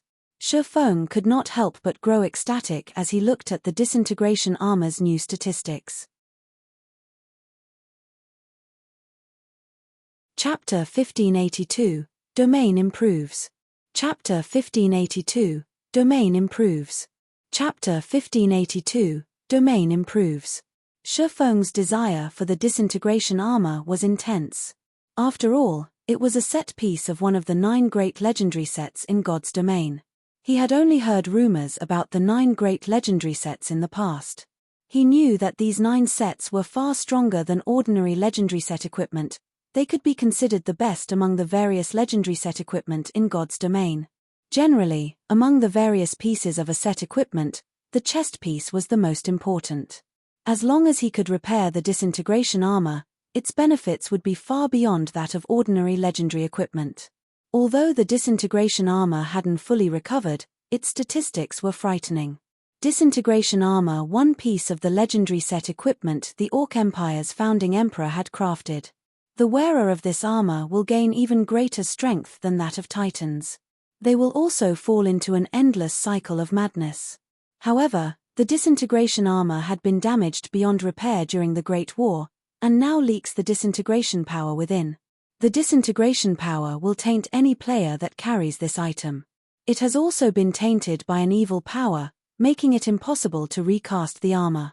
At present, 75% of the armor is still tainted by an evil power. Disintegration field disintegrates all skills and spells within a 100-yard radius. Skills and spells at Tier 2 and below will be nullified, while skills and spells above Tier 2 will be weakened by 70%. All entities within range of the disintegration field will sustain a 40% reduction to basic attributes, physique, and stamina in addition to a 400% increase to their stamina and concentration consumption rates. No cooldown. Despite removing a quarter of the evil power, the disintegration armor's power had grown significantly. He didn't dare to imagine how powerful the disintegration field would become once he removed the remaining evil power. Disintegration field's ability to weaken skills and spells above Tier 2 by 70% was outrageous. Such suppression would basically cripple any skill or spell it encountered. The skill or spell would likely deal even less damage than a normal attack, and that's not even including the 40% reduction to basic attributes. Only 3 more to go. Shifeng could not help his grin as he looked at the remaining evil power in the armor. Although he had spent more time on the divine staircase than any other player, he had earned a lot of time in the entrance test. He still had 5,724 minutes he could use to explore the World Summit. If he spent this time wisely, he shouldn't have any issues acquiring 3 more God crystals. Opening an epic shrine only cost 1,000 minutes, and excluding travel time between shrines, he could activate up to 5 epic shrines. As long as 3 of these epic shrines contained God crystals, he could remove the remaining evil power that tainted the disintegration armor. Once he had a plan, Shifeng stopped wasting his time. After storing the disintegration armor, he dashed towards the epic shrine area. Shifeng ascended the World Summit's mountain far faster than he had during his previous visit, even though he was still suffering a weakened state from activating twofold berserk.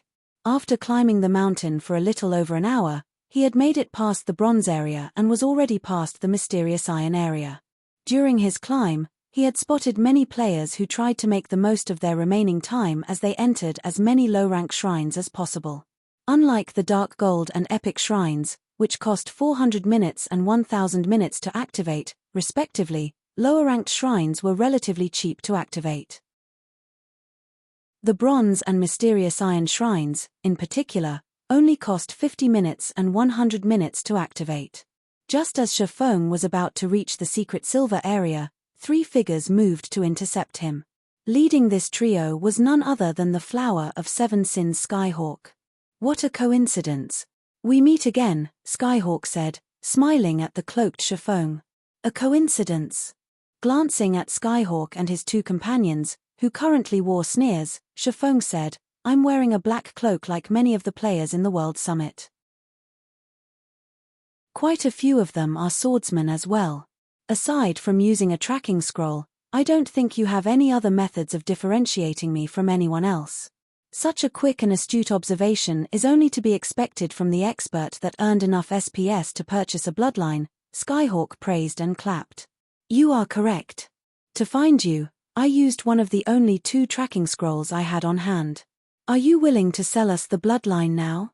Tracking scrolls were extremely rare and precious items in God's domain. They were treasures used to hunt players. If Shifeng had merely obtained an epic weapon or piece of equipment from the divine staircase, he would not have bothered to waste a tracking scroll on the swordsman. However, Shifeng carried a bloodline. Skyhawk would even willingly spend 10 tracking scrolls to hunt this swordsman down. What if I refuse? Shifeng asked. Refuse? Skyhawk could not help but laugh at Shifeng's question. You can refuse, but the Flower of 7 Sins always gets what it wants. Or do you think that you can actually escape our pursuit? Skyhawk's statement had been quite loud, and his words quickly caught the attention of nearby players who came and went from the secret silver area. What's going on? Members of the Flower of 7 Sins are actually robbing someone. Is this for real? That person sure is unlucky. The passing players sent Shifeng looks of sympathy. Although they weren't certain that Skyhawk and his companions were actually from the Flower of 7 Sins, they outnumbered their target. Moreover, their weapons and equipment were exceptional. These 3 players definitely weren't ordinary experts. Shifeng would clearly be at a disadvantage if the trio decided to take action. Commander, those people seem to think that Flower of 7 Sins members are robbing someone, a savage-like man, who had just descended from the secret silver area, reported to the cold beauty beside him as he looked towards Shifeng. The other members in the World Summit should be in Skyhawk's party. Should we go and take a look? There's no need. It's Skyhawk's party, the woman said as she looked at the man with a broken, massive, pitch-black blade across his back. If Skyhawk weren't preoccupied, he would notice that the cloaked savage and the cold beauty were none other than Brute Spear and Hidden Soul. Seriously? What exactly happened? Why are they resorting to theft? Brute Spear could not help but gape at the distant berserker. The Flower of 7 Sins only had 7 commanders. Meanwhile, Skyhawk commanded the Sin of Wrath, an existence that stood among the Flower of 7 Sins' upper echelons. Normally, Skyhawk felt it beneath himself to attack someone for an epic item, yet this man was trying to rob someone. If news of this reached the organization, it would cause chaos. I don't know, but this is quite interesting. Let's head over and find out what's going on. When Hidden Soul saw Skyhawk ready to take action, interest bubbled in her heart. However, This interest was not directed towards Skyhawk, but Skyhawk's target.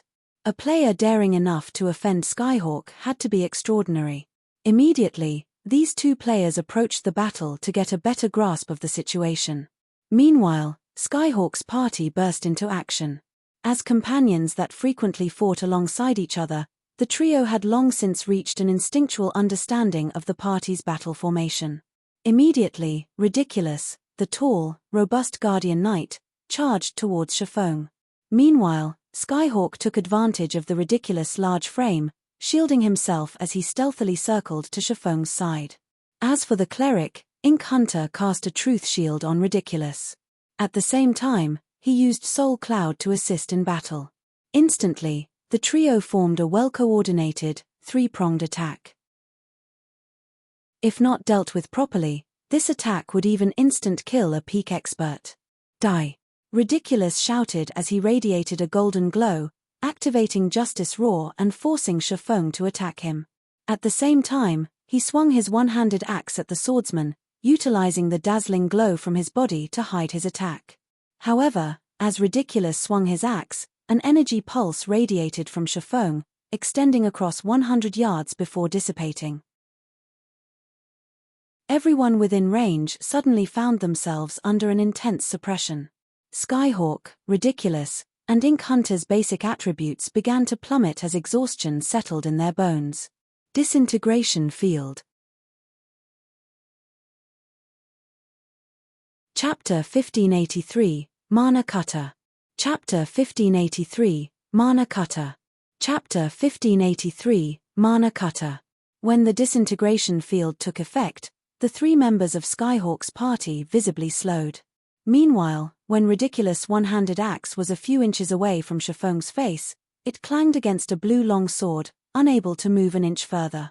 This is a domain's suppression. When Ridiculous felt his basic attributes decrease, he could not help but stare at the cloaked swordsman before him in astonishment. At this stage of the game, domain skills were as rare as a phoenix's feather. Not only had Chiffon used a domain skill, but it had also reduced his basic attributes by 40%. Only a high-tiered domain skill was capable of accomplishing this. Yet, since the start of the battle, he hadn't seen Chiffon use any magic scrolls. During Ridiculous' brief shock, Skyhawk approached Chiffon's right side and swung the broken, pitch-black blade in his hands. Indiscriminate slash. Immediately, over a dozen black energy blades flew towards Chiffon's blind spots. At the same time, Ink Hunter bombarded the swordsman with Soul Cloud, launching magic blades from above. What exquisite coordination! Skyhawk and Ink Hunter's performance shocked the spectating crowd. The two players had timed their attacks perfectly, targeting every one of the swordsman's blind spots. Even an expert player would be forced to activate their strongest life-saving skill in such a predicament. There was no way to block every attack. However, as the numerous attacks soared towards Chiffon, the latter didn't move to defend himself. Rather, Chiffon slashed the abyssal blade towards Skyhawk, who followed his indiscriminate slash with a normal attack. Is he trying to get himself killed? Skyhawk was confused as he watched Chiffon ignore both his indiscriminate slash and Ink Hunter's Soul Cloud. Others might not realize how powerful his indiscriminate slash was, but he was very familiar with the attack. Even though his attributes had decreased, if every one of the dozen or so energy blades struck an MT of the same level, they'd either be near dead or lose half of their HP. Dang! Brilliant sparks scattered when the abyssal blade clashed with Skyhawk's broken sword.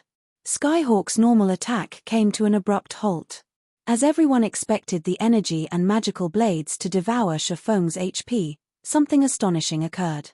Both attacks vanished half a yard from Chiffon. It was as if these attacks had never existed. What is going on? Did he use an invulnerability skill? Is he an NPC? Everyone's jaws dropped. All of the watching players were experts in God's domain. They had seen countless skills and spells in their travels, and they had a certain understanding of invulnerability skills. As far as they knew, invulnerability skills typically formed an eye-catching barrier of sorts to protect the player, yet despite the lack of any barrier around Chiffon, both Skyhawk and Ink Hunter's attacks had been nullified. This was simply inconceivable. A defensive skill. Skyhawk remained relatively calm despite his failed attack. Sneering at Shifeng, he hissed, "How long do you think this skill of yours can last? Do you think it can protect you from this?" Skyhawk immediately adjusted his footwork, and his broken blade began to gather a horrific, black energy around itself as it slashed towards Shifeng. The black energy quickly formed a black blade over Skyhawk's broken sword. As this black blade moved, it tore apart space itself. Meanwhile, the Guardian Knight attacked from the side. Shield of Vengeance. With Justice Roar already active, his strength and attack speed had doubled. Suddenly, Skyhawk's broken blade split into 5 copies, each resembling a conning, venomous snake as they attempted to strike Shifeng's blind spots. Advanced Combat Technique, Snake Bite. Is Skyhawk finally taking this seriously? Hidden Soul frowned slightly as she watched from a distance. Skyhawk's technique standards weren't his only monstrous weapon. The broken, black blade he wielded was also extraordinary. The weapon itself lacked a quality rank, and its only attribute bonus was attack power. It didn't provide any additional basic attributes. In exchange, however, the broken blade had 2 incomparably powerful skills. The first skill was Mana Rebound. The second was Mana Nullification. With this effect, the weapon could even slice through invulnerability skills. One could say that the weapon was a magic killer. In fact, this ability suited the broken blade's name perfectly. Mana Cutter. All defensive spells and skills were useless in the face of Skyhawk's attacks. Moreover, if melee players weren't careful with the skills they used to attack Skyhawk, Mana Rebound might turn their own attacks against them rather than damage Skyhawk. Because of this weapon, Skyhawk was the most formidable of the Flower of Seven Sins 7 commanders. If one wanted to defeat Skyhawk, they had to rely on techniques or basic attributes. Unfortunately, Skyhawk was a monster in both regards. If Hidden Soul had to face such an offensive, even she'd have no choice but to activate Vanish, receiving ridiculous attack, before putting as much distance between herself and Skyhawk as possible. If she tried to fight the Berserker and Guardian Knight simultaneously, she'd have no hope of victory. The Mana Cutter. Shifeng felt a little jealous as he watched the broken, pitch-black blade, which had transformed into 5 black snakes. In the past, every player had known about the Flower of Seven Sins commanders. They were just as popular as Super Guild's guild leaders. Their weapons and equipment had been just as famous. Among them, countless berserkers and swordsmen dreamed of wielding Skyhawk's Mana Cutter. Realizing that Skyhawk and ridiculous attacks were about to hit their target, Shifeng disregarded the idea of intercepting them forcibly. Instead, he used Divine Steps and split into 11 copies, spreading out to circle his 2 opponents. Shifeng still suffered a weakened state, and although the duration was much shorter than earlier, it still reduced his basic attributes by 80%. Overall, his basic attributes were only slightly higher than Skyhawk and Ridiculous, who were still suppressed by Disintegration Field. He didn't have the ability to deflect the incoming attacks, which targeted his blind spots and weak points. Doppelgangers. The instant Mana Cutter slid through Shifeng's body, Skyhawk followed up with a whirlwind slash, giving Shifeng no chances to escape his grasp by swapping positions with his doppelgangers. Reacting in a similar manner, Ridiculous followed up his attack with Devotion, an AoE skill that only attacked his enemies. Based on his experience with skills that summoned doppelgangers, he immediately determined that Shifeng's doppelgangers were likely invulnerable to attacks and couldn't be differentiated from the true body. In that case, he simply needed to attack all 11 clones with an AoE to find Shifeng. However, Ridiculous was dumbfounded after he used Devotion. All 11 doppelgangers remained unharmed. They're all fakes. Skyhawk looked at each clone carefully. He had prepared to launch an attack as soon as his companion revealed Shifeng's real body, but since none of the copies had taken damage, he was at a loss. Using his opponent's shock as an opportunity, Shifeng appeared before Ridiculous and activated the aura of Time's forbidden domain. His 2 blades then transformed into streaks of light as the bit into the Guardian Knight before him. Tier 2 skill, Instant Strike. Although Ridiculous noticed Shifeng's attack, due to his weakened physique and the swordsman's attack speed, which had been increased by 500%, he couldn't react in time. He didn't even have time to activate his life-saving skill before Shifeng's attack struck. In the end, he could only watch as the abyssal blade and killing ray slashed down at him in succession. Before Skyhawk could react, the Guardian Knight's 30,000 HP had fallen to 0. Chapter 1584, Wrong Opponent. Chapter 1584, Wrong Opponent. Chapter 1584, Wrong Opponent. As Ridiculous HP hit 0, silence descended on the spectating players. As they watched the battle, everyone realized that Skyhawk, Ridiculous, and Ink Hunter were definitely peak experts. The trio's combat standards were even better than theirs, and their weapons and equipment were nothing compared to the trio's. Yet, despite 3 such excellently geared peak experts working together, Shifeng killed one of them without receiving a single point of damage. Moreover, the swordsman had taken out the player with the highest defense and HP. This was simply inconceivable. How is this possible? Ridiculous stared at Shifeng in shock as his vision began to fade to black. No matter how he thought about it, he couldn't rationalize what had just happened.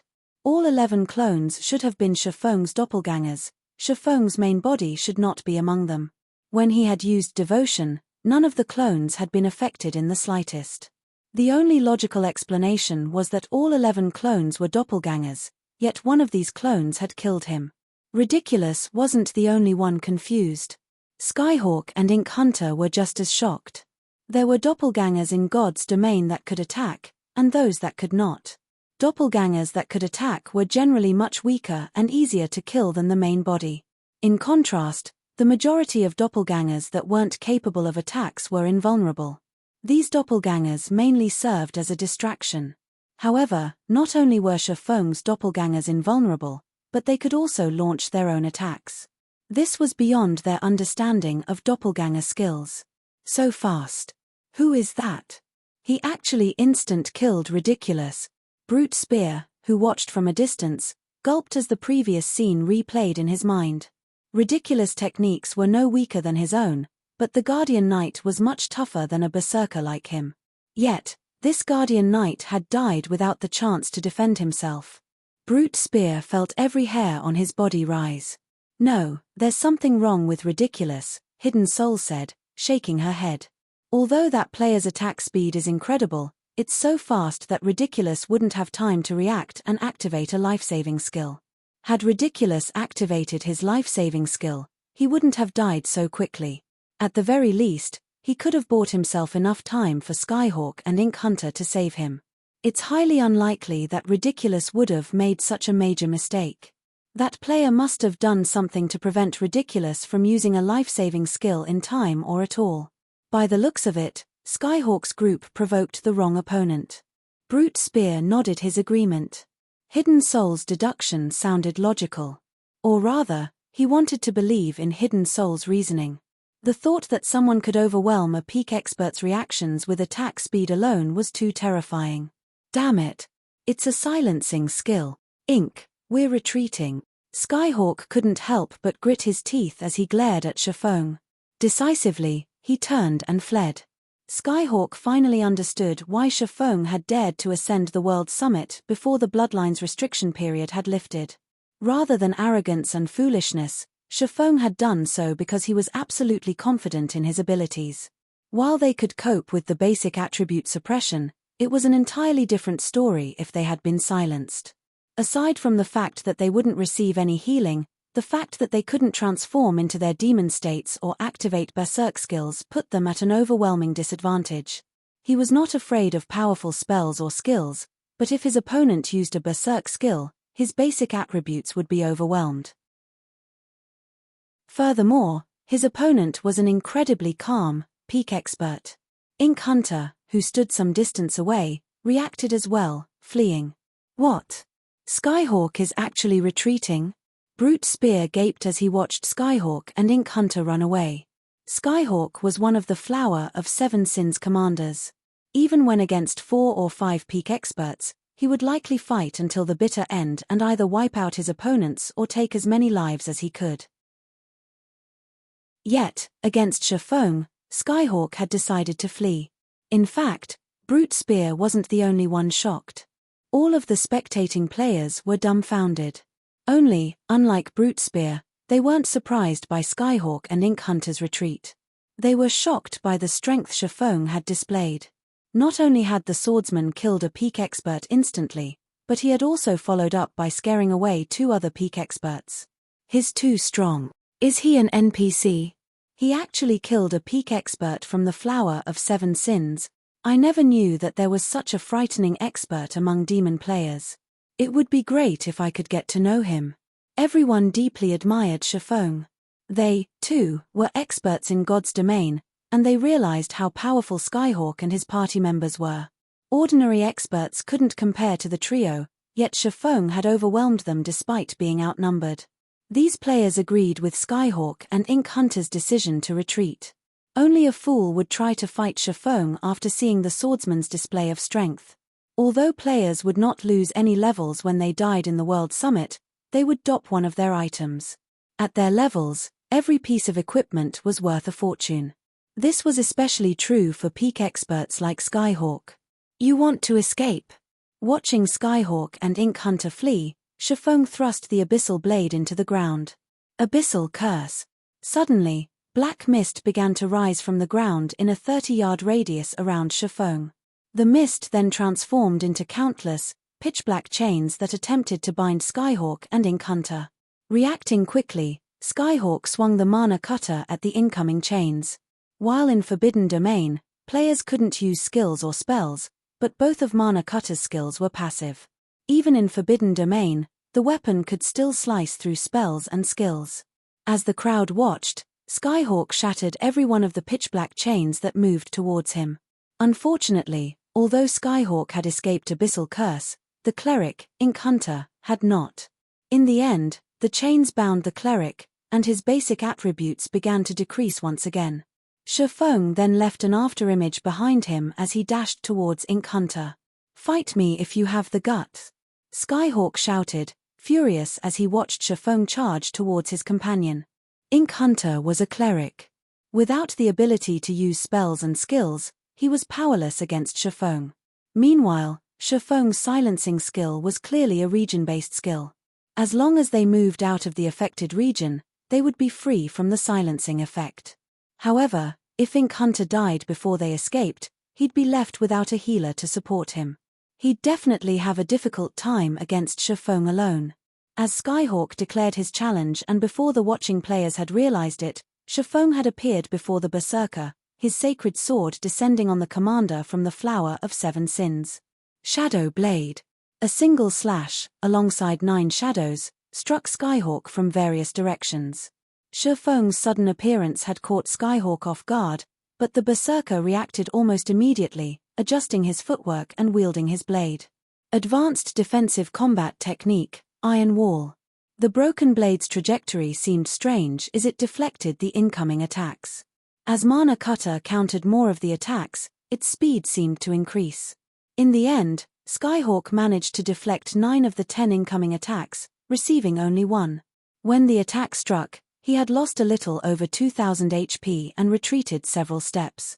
Skyhawk had basically lost 1/10 of his suppressed HP. However, Skyhawk did not pay much mind to the damage. At the very least, he had lured Shifeng in. With this, Ink Hunter could escape the silencing AoE. Once they were free of the silencing effect, recovering his lost HP would be a piece of cake. However, before Skyhawk could celebrate his success, he realized that something was amiss. Originally, there had been 11 copies of the enemy swordsman on the battlefield, but now there were 12. The clone charging towards Ink Hunter had never deviated from its path. At this point in time, said clone had also arrived before the cleric and activated Shadowblade already. The cleric, with low HP and defense, died instantly as the 10 attacks bit into his body. How is this possible? Skyhawk shifted a bewildered look between the Shifeng that had claimed Ink Hunter's life and the one that stood before him. What he did not know was that Shifeng had never intended to let any of them get away. Shifeng had sent the doppelganger he had summoned with Phantom Kill after Ink Hunter, while his main body had used Void Steps to approach Skyhawk. Chapter 1585, Slaying Skyhawk. Chapter 1585, Slaying Skyhawk. Chapter 1585, Slaying Skyhawk. Everyone was stupefied yet again when Ink Hunter had died. They were confused about how Shifeng had two main bodies on the battlefield and could actually attack Skyhawk and Ink Hunter simultaneously. Meanwhile, Skyhawk's complexion darkened considerably after he recovered from his momentary shock. Not only was he still stuck in the silencing AoE, but he had also lost his healer. If Shifeng used a berserk skill now, killing him would be very easy. However, what Skyhawk did not know was that Shifeng had recently used twofold berserk and was still in a weakened state, which prevented him from using berserk skills. Otherwise, he wouldn't have needed to expose trump cards like Forbidden Domain and Phantom Kill. Shifeng didn't give Skyhawk much time to think about his situation as he sent another quick slash at the berserker. Flame Burst. Although he had already killed Ink Hunter, Skyhawk wasn't an opponent he could take lightly. If he allowed Skyhawk to escape Forbidden Domain and activate a berserk skill, he would definitely be placed in a very passive state. Suddenly, the two swords in Shifeng's hands released a burning glow as they approached their target.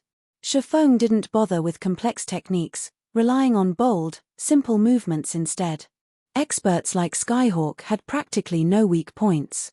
Skyhawk was more than capable of countering any technique he could use against the berserker.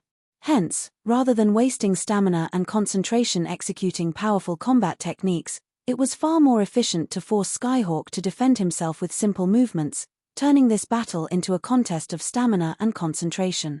"Don't even think of killing me that easily," Skyhawk shouted. Reacting, he brandished Mana Cutter to deflect Shifeng's attacks. Boom! Boom! Boom! Every time the swords clashed, the resulting impacts radiated powerful shockwaves. Even Hidden Soul and the other spectators, who stood a safe distance away, could clearly feel these shockwaves. Meanwhile, the ground under Skyhawk and Shifeng's feet cracked and shattered. To the watching crowd, it felt as if they were watching two gigantic, humanoid beasts clash, rather than players. Even the terrain changed in the wake of their might. In terms of basic attributes, Shifeng was just slightly superior to Skyhawk. Hence, even if Skyhawk received the full force of Shifeng's attacks, he wouldn't take much damage. Furthermore, the berserker deflected his opponent's attacks rather than block them. However, Shifeng's slashes were far more powerful than Skyhawk's with Flame Burst's explosive power. Although Mana Cutter could slice through projectile skills and spells, it wasn't effective against skills that enhanced their user's power. As a result, every time Skyhawk deflected an attack, he was forced back several steps. His HP fell by over 700 as well. After deflecting 15 consecutive attacks, Skyhawk's HP had fallen to 50%. That guy is amazing. He's actually suppressed Skyhawk despite only having a slight advantage in basic attributes. Not even the other commanders are capable of something like this.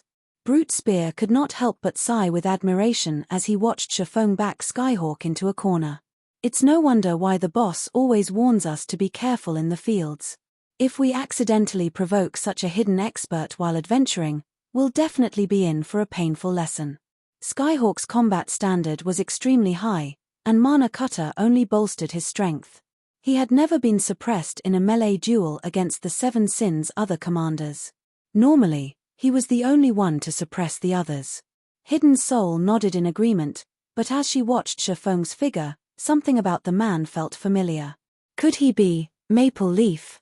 The thought drifted through Hidden Soul's mind as she watched the battle. She thought it was unlikely that two unknown, monster-level experts had visited the World Summit at the same time. Moreover, the doppelganger skill Shifeng had used against Skyhawk was the same skill he had used against the Purgatory puppets. She also found the situation somewhat hard to believe. Every expert had strengths and weaknesses. For example, some experts focused on fighting monsters, and against monsters, they could display extraordinary strength. Meanwhile, some experts preferred to fight other players, and they could display much greater strength against players than they could against monsters. Shifeng had previously displayed incredible combat standards against the Purgatory puppets, proving that he put quite a bit of effort into fighting monsters. Even Hidden Soul had to admit that she wasn't as skilled as Shifeng in monster battles. Yet, despite facing Skyhawk's three-man party, Shifeng had displayed the same extraordinary tactics and combat standards. His performance wasn't inferior to his fight with the Purgatory puppets in the least. This proved that he was just as familiar with PvP. As Hidden Soul pondered over Shifeng's identity, the battle between the swordsman and the berserker grew more intense. They began to exchange blows so fast that even many of the watching demon experts could no longer keep up with the battle. Damn it! Not being able to use my skills is too much of a problem. Skyhawk was frustrated as he desperately repelled Shifeng's frenzied attacks. The standard of his techniques was considerably higher than Shifeng's. In a fight where neither combatant could use skills or spells, he'd have no fear of Shifeng. Yet, Shifeng had used a skill that boosted his attack's destructive power before launching swift and straightforward attacks, forcing him to receive the attacks one way or another. Had Shifeng relied on projectiles, he could have easily found an opportunity to use Mana Cutter to turn the tables on the swordsman, but as if Shifeng had known about the weapon's abilities, he refused to give Skyhawk such an opportunity. This forced him into a passive situation, having to focus on his own defense. As a result, he could only watch as his HP continued to decrease. Moreover, Shifeng had yet to use a berserk skill or his demon state. That's not right. Considering the events up to this point, Skyhawk suddenly realized a possibility as to why Shifeng would bother to fight him for so long. With a sneer, he hissed, "I understand now. The reason you haven't used a berserk skill yet isn't that you don't want to, but because something is preventing you from doing so. You're trying desperately to deplete my HP so you can kill me before I leave your silencing AoE, aren't you?" Shifeng didn't bother to reply to Skyhawk's accusation. Instead, he activated Illusory Shadow. Although Illusory Shadow's attacks were quite weak, only dealing 40% of a normal attack's damage, the attacks couldn't be blocked. Your silence only confirms my guess. Since you can't use your berserk skill, I don't have to be careful around you anymore. Skyhawk smiled. Immediately, he executed a deceptive footwork technique, retreating at a much faster pace. He hadn't put much focus into escaping the silencing skill since he couldn't find any hope of victory. Even if he could use a berserk skill or transform into his demon state, so could Shifeng. But now, things had changed. Once he was out of range of the silencing AoE, he could use his berserk skill. Killing Shifeng would be a piece of cake. To put it simply, this battle's outcome depended on whether or not he could escape the silencing AoE safely. As Skyhawk inched towards the edge of the silencing AoE, his focus sharpened. As a result, the drain on his HP began to slow. In 10 seconds, I'll escape your silencing skill. It's impossible to deplete my remaining HP in so little time. I have to admit, though, you are the first person to force me into such a position since I've joined God's domain. You should be proud of this fact. Do you have any last words? Skyhawk asked, smiling arrogantly at Shifeng. Is that so? Shifeng grinned suddenly. In the next moment, a black figure descended from the skies and landed behind Skyhawk. This figure was none other than Shifeng's doppelganger. The doppelganger had already activated Flame Burst and brandished its swords at the berserker. Seeing this, Skyhawk's expression darkened. Hurriedly, he spun and used Mana Cutter to deflect the incoming attacks. As for Shifeng, he activated Dragon's Authority and executed Sword's Orbit. Dragon's Authority immediately inflicted the fear debuff on Skyhawk. Not only did the debuff decrease the berserker's attack power by 40%, but it also reduced his attack speed and movement speed by 40%. With Skyhawk's attack speed decreased significantly, he couldn't keep up with both Shifeng and his doppelganger. As a result, he had to watch, helpless, as one sword light after another sliced through his body and stole a significant portion of his already low HP. He had only needed 10 more seconds to reach the edge of the silencing AoE, yet it now seemed endlessly far away. In the end, Skyhawk's HP plummeted, and like a puppet with cut strings, the berserker's body collapsed to the ground. You should be proud of the fact that you forced me to attack in sync with my doppelganger, Shifeng said softly as he looked at the fallen berserker. Chapter 1586, Demon King's Horn. Chapter 1586, Demon King's Horn. Although Shifeng had only spoken after Skyhawk's HP had reached 0, players would retain their senses for a short moment after they died in God's domain. Only, players weren't able to move. Skyhawk nearly spat blood when he heard Shifeng's statement. Had he had use of his skills, Shifeng's mindless, brutish attacks wouldn't have claimed his life outright even without activating his berserk skill. However, Skyhawk's HP had already reached 0. Even if he wanted to say something, he couldn't. He could only wait, hateful, as the system gradually sent him out of the World Summit. When the spectating crowd saw Skyhawk's corpse on the ground, they gulped audibly as they turned towards the swordsman beside said corpse. Shifeng was too strong. This was the first time that they, as expert players, had realized that players could dominate a battle by relying on skills, not just basic attributes and techniques. Despite facing 3 peak experts simultaneously, Shifeng had killed all 3 by relying on his skills. Shifeng's skills were so powerful that Skyhawk's party hadn't been able to retaliate in the slightest. First, Shifeng had suppressed his opponents with a domain skill. He then used a silencing AoE skill and another skill that allowed him to instant kill a Guardian Knight. In the end, he had relied on his doppelgangers to fight a 2-on-1 battle. With his numerous skills, he had crushed any advantage his opponents had possessed. After this battle, these expert players realized how important skills and spells actually were. Now, they understood that skills and spells could make up for their imperfections, furthering their combat powers. Even when struggling with an overwhelming disadvantage, they could rely on the synergy of powerful skills and spells to turn the tide of battle. Shifeng was proof of this. Skyhawk died, just like that. He's definitely going to get an earful when he reports back to the main headquarters. Brute Spear could not help but laugh as he watched Skyhawk's body gradually disappear. We really have to thank this mysterious expert. As the Sin of Wrath's commander, everyone in the Flower of 7 Sins recognized the man's strength. He had achieved quite a bit in the organization. This was also why Skyhawk was so dissatisfied with Hidden Soul, who had recently been promoted to the Sin of Pride's commander due to her connections. Hidden Soul faced a lot of pressure in the organization, but now that Skyhawk had died during an attempted robbery, he would lose quite a bit of influence. Mysterious expert?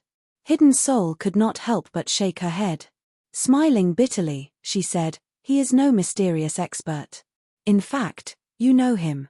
"I know him." Brute Spear was confused. "If I'm not mistaken, he is Maple Leaf," Hidden Soul said as she stared at Shifeng's distant figure. Although he had hidden his appearance under a black cloak, one of the doppelganger skills he used during the fight is the same skill Maple used in the entrance test. His brother Maple. Brute Spear turned to Shifeng with wide eyes, shocked. He couldn't believe it. Not only was Shifeng ridiculously powerful against monsters, but he was equally powerful in PvP. "Commander, if we can deepen our relationship with Brother Maple, wouldn't we have a better chance of retrieving the item?" Brute Spear suggested excitedly. But this isn't the time to ask him," Hidden Soul said after giving the matter some thought. "He has just killed Skyhawk. Even if Skyhawk can stomach this grievance, the elders aren't likely to turn the other way. They'll do everything to learn as much as they can about him. It won't be too late to contact Maple once the elders have discovered his true identity." After giving the matter some thought, Brute Spear understood Hidden Soul's reasoning. The Flower of 7 Sins was a mysterious organization, which everyone in the virtual gaming world feared and revered. Meanwhile, news of a mysterious player killing a commander like Skyhawk would leak, sooner or later. The other superpowers would laugh at and ridicule the Flower of 7 Sins. If the organization wanted to maintain its reputation, it couldn't sit still and do nothing. Otherwise, the organization's prestige would plummet. While the watching players discussed Shifeng and the battle, the swordsman began to collect the loot Skyhawk and his party had dropped. Skyhawk, Ridiculous, and Ink Hunter were all bona fide peak experts. Every weapon and piece of equipment they used was the best of the best.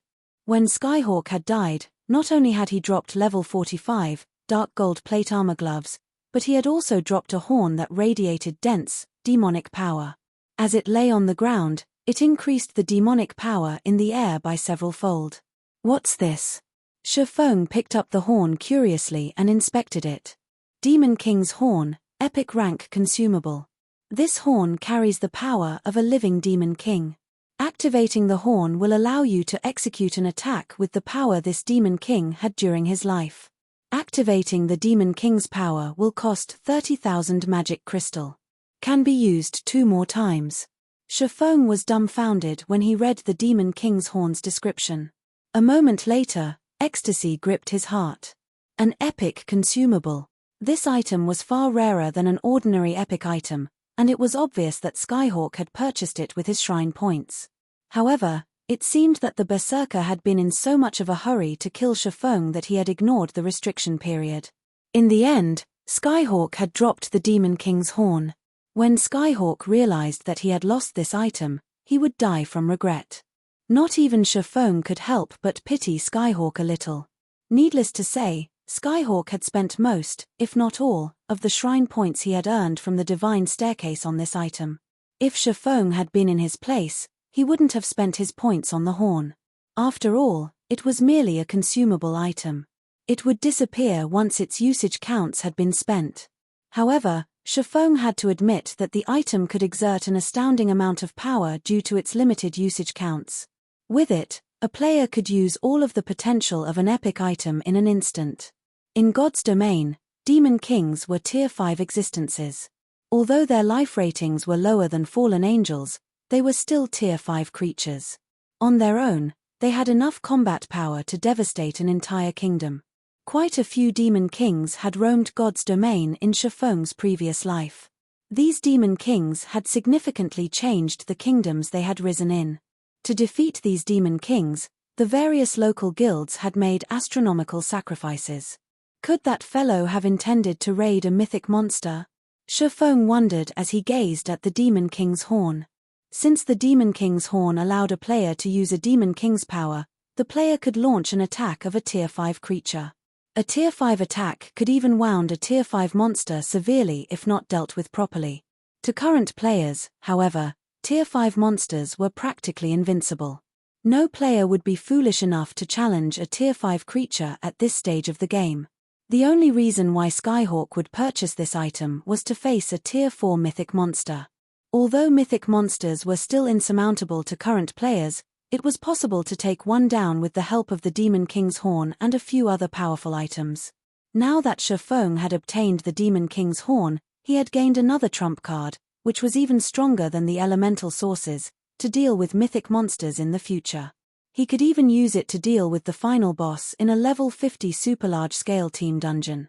The only problem was the high requirement of magic crystals to activate the Demon King's horn. Not just any guild could afford to part with 30,000 magic crystals. Not even Zero Wing could afford the expenditure. Many aspects demanded magic crystals of the guild. Right now, Zero Wing couldn't even afford to spend 10,000 magic crystals, let alone 30,000. Forget it. It's better than not having it at all. After pondering the situation for a moment, Shifeng decided to set the Demon King's horn aside for now, continuing towards the World Summit's epic area. Meanwhile, news of Shifeng's single-handed annihilation of Skyhawk's party spread like wildfire, quickly reaching the various superpowers' ears. Chapter 1587 – Mysterious Expert. Chapter 1587 – Mysterious Expert. Chapter 1587 – Mysterious Expert. Players bustled about on the streets of a guild town, protected by tall walls. Quite a few of these players were architects, busily constructing all types of buildings. From the top floor of an open-air restaurant in the town, a middle-aged man in dark grey armor quietly watched these architects. A flame-shaped shield rested beside his chair. Suddenly, a young man burst into the room, running up to the middle-aged man. "Uncle Yuan, something big has happened," the young man excitedly reported. "We just received news that Skyhawk, one of the Flower of Seven Sins commanders, has been killed." The middle-aged man in question was none other than the secret pavilion's Yuan Taishin. He had already reached level 50 and wore the level 50 Feingold ranked landslide set, a set equipment for shield warriors which could only be obtained from level 50, 100-man team dungeons. Skyhawk has been killed. Yuan Taishan turned towards the young man in astonishment. How is that possible? Did someone organize an expert team to ambush him? No, that can't be right. We're talking about one of the 7 Sins commanders here. The Flower of 7 Sins definitely won't take such a blow lying down. Skyhawk was one of only 7 commanders in the Flower of 7 Sins. His individual strength even ranked near the top in the assassination organization. Yuan Taishan found it truly hard to believe that a handful of players could kill such an expert. The only possibility was that some superpower had organized a small army to ambush the man. They'd also need various powerful tools to ensure that he couldn't escape. No, that's not the case. Based on what we've heard, it seems that Skyhawk and 2 of his close aides attempted to rob another player. In the end, that player turned the tables, and the 3 lost their lives, the young man explained, stammering. Skyhawk led his men to kill a player, but ended up dead instead? How is that possible? Yuan Taishan was even more shocked. Not only had Skyhawk died, but he had also been killed by a lone player. The man had even had the numerical advantage in the situation. No matter how Yuan Taishan considered the younger man's words, they sounded like a joke. It's true. Here's a video of the battle, the young man said as he hurriedly relayed the recording. The video had been recorded some distance from the battlefield, so the fight's details weren't clear. However, Skyhawk's mana cutter was. There was no doubt that the berserker wielding the broken blade was indeed Skyhawk. What powerful skills!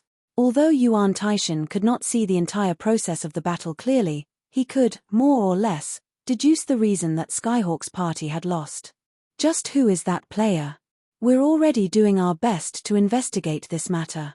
Unfortunately, we can only glean a limited amount of information from the video. Although the Flower of 7 Sins should have access to more details, our spies in the organization are too low ranked to gain access to the information. The guild leader has already asked us to find this expert as quickly as possible, and he has stated that we cannot allow the Flower of 7 Sins to reach the player before we do. I understand. I'll do my best to look into the matter. After Yuan Taishan finished with the video, he became interested in the mysterious expert who had killed Skyhawk's 3-man party. He immediately ordered his subordinates to investigate the battle video. Meanwhile, God's Domain's other superpowers began their own investigations. At this point, Shifeng, who was wholly ignorant of the commotion he had caused, reached the World Summit's Epic Shrine area. Compared to the Dark Gold and Fine Gold areas, the Epic area was void of players. The majestic Epic Shrines in the area remained unoccupied. Shifeng didn't need to worry about any competition over the shrines. The God Crystals aren't as valuable as Epic items, but the shrine's difficulty increases with altitude. Correspondingly, the shrines should offer more treasures. I may be able to find God Crystals in the lowermost shrines. After a quick inspection of the Epic Shrines dotting the mountainside, Shifeng began his mission. The lowermost region of the Epic area had a total of 21 Epic Shrines. Shifeng did not put too much thought into the matter and approached the closest shrine. When he reached the shrine's entrance, Shifeng placed a hand on the doors before him. System: Inferior Legendary Shrine Key detected. You are qualified to open the doors of the Epic Shrine. Do you wish to spend 1,000 minutes to open them? Shifeng clicked agree without hesitation. Immediately, the shrine doors swung open, allowing Shifeng to enter. The moment Shifeng stepped into the shrine, he felt as if he had entered a different world. He stood on a platform above the clouds, and from time to time, Shifeng spotted flying beasts soaring by. These monsters were all frighteningly strong, and even the weakest among them was a level 150 Great Lord. Some of these flying beasts were even level 180 mythic monsters. Any one of these monsters could easily extinguish Shifeng's life. Multiple, humanoid statues had been erected in the center of the platform, and dazzling items in translucent, crystal boxes had been placed before each statue. Even from this distance, Shifeng could tell that every one of these items was extraordinarily valuable. When Shifeng tried to approach one of the statues to inspect the items before it, the sound of another system notification reached his ears. System, you may choose one item before the numerous statues. As long as you fulfill the requirements, you may obtain the item you desire. If you fail to complete the requirements within the given time limit, you will be teleported out of the shrine automatically. Sure enough, the system won't let players take these items easily. Shifeng wasn't particularly surprised. Although every shrine in the World Summit offered its own rewards, not every shrine granted players a reward upon entry. Some required players to pass certain tests. The Shrine of the Lord of Destruction, which Shifeng had previously visited, was one such example. If players did not choose the appropriate shrines based on their strength, they might walk away empty-handed. A total of 12 statues occupied the platform. Among the items before the statues, 4 were damaged items, and there were 5 pieces of intact epic equipment, 2 epic weapons, and 1 epic item. According to the acquisition difficulty in God's domain, the epic item would be the most difficult to obtain, while the damaged items would be the easiest. It was relatively easy to determine the various statues' difficulty levels. However, none of this mattered to Shifeng. After all, he was not here for practical items. The god crystals were his only goal. Please, let this be a god crystal. Shifeng then approached one of the statues with a damaged item. The moment he made his choice, the stone statue before him began to crack. The cracked stone fell to reveal a stalwart man wielding a 2-handed sword and wearing golden armor. Shrine Knight, High Human, Tier 4 Sword Emperor. Level 100. HP 20 000 000 20 000. The moment the Shrine Knight appeared, Shifeng felt an unprecedented pressure bear down on him. Normally, NPCs' combat techniques were far stronger than monsters of the same level and tier. Furthermore, the NPC before him was a high human. High humans were unlike the current humans populating the God's Domain continent. High humans had long since gone extinct in God's domain. Long ago, the gods had blessed high humans, and their life rating was much higher than their ordinary, current cousins. They were bona fide humanoid monsters. In fact, the legends that spoke about humans who had slain dragons didn't refer to current humans, but high humans. Current humans' life rating was far lower than dragons, and not even a Tier 5 NPC would be a match for an ordinary Tier 5 dragon. However, high humans could fight and defeat dragons. As another example of how powerful high humans were, the Tier 4 Shrine Knight before Shifeng could easily kill mythic monsters of the same level as if they were ants. You're tuning in to the Celestial War YouTube channel. Don't forget to subscribe and join us on this journey to catch the most captivating stories,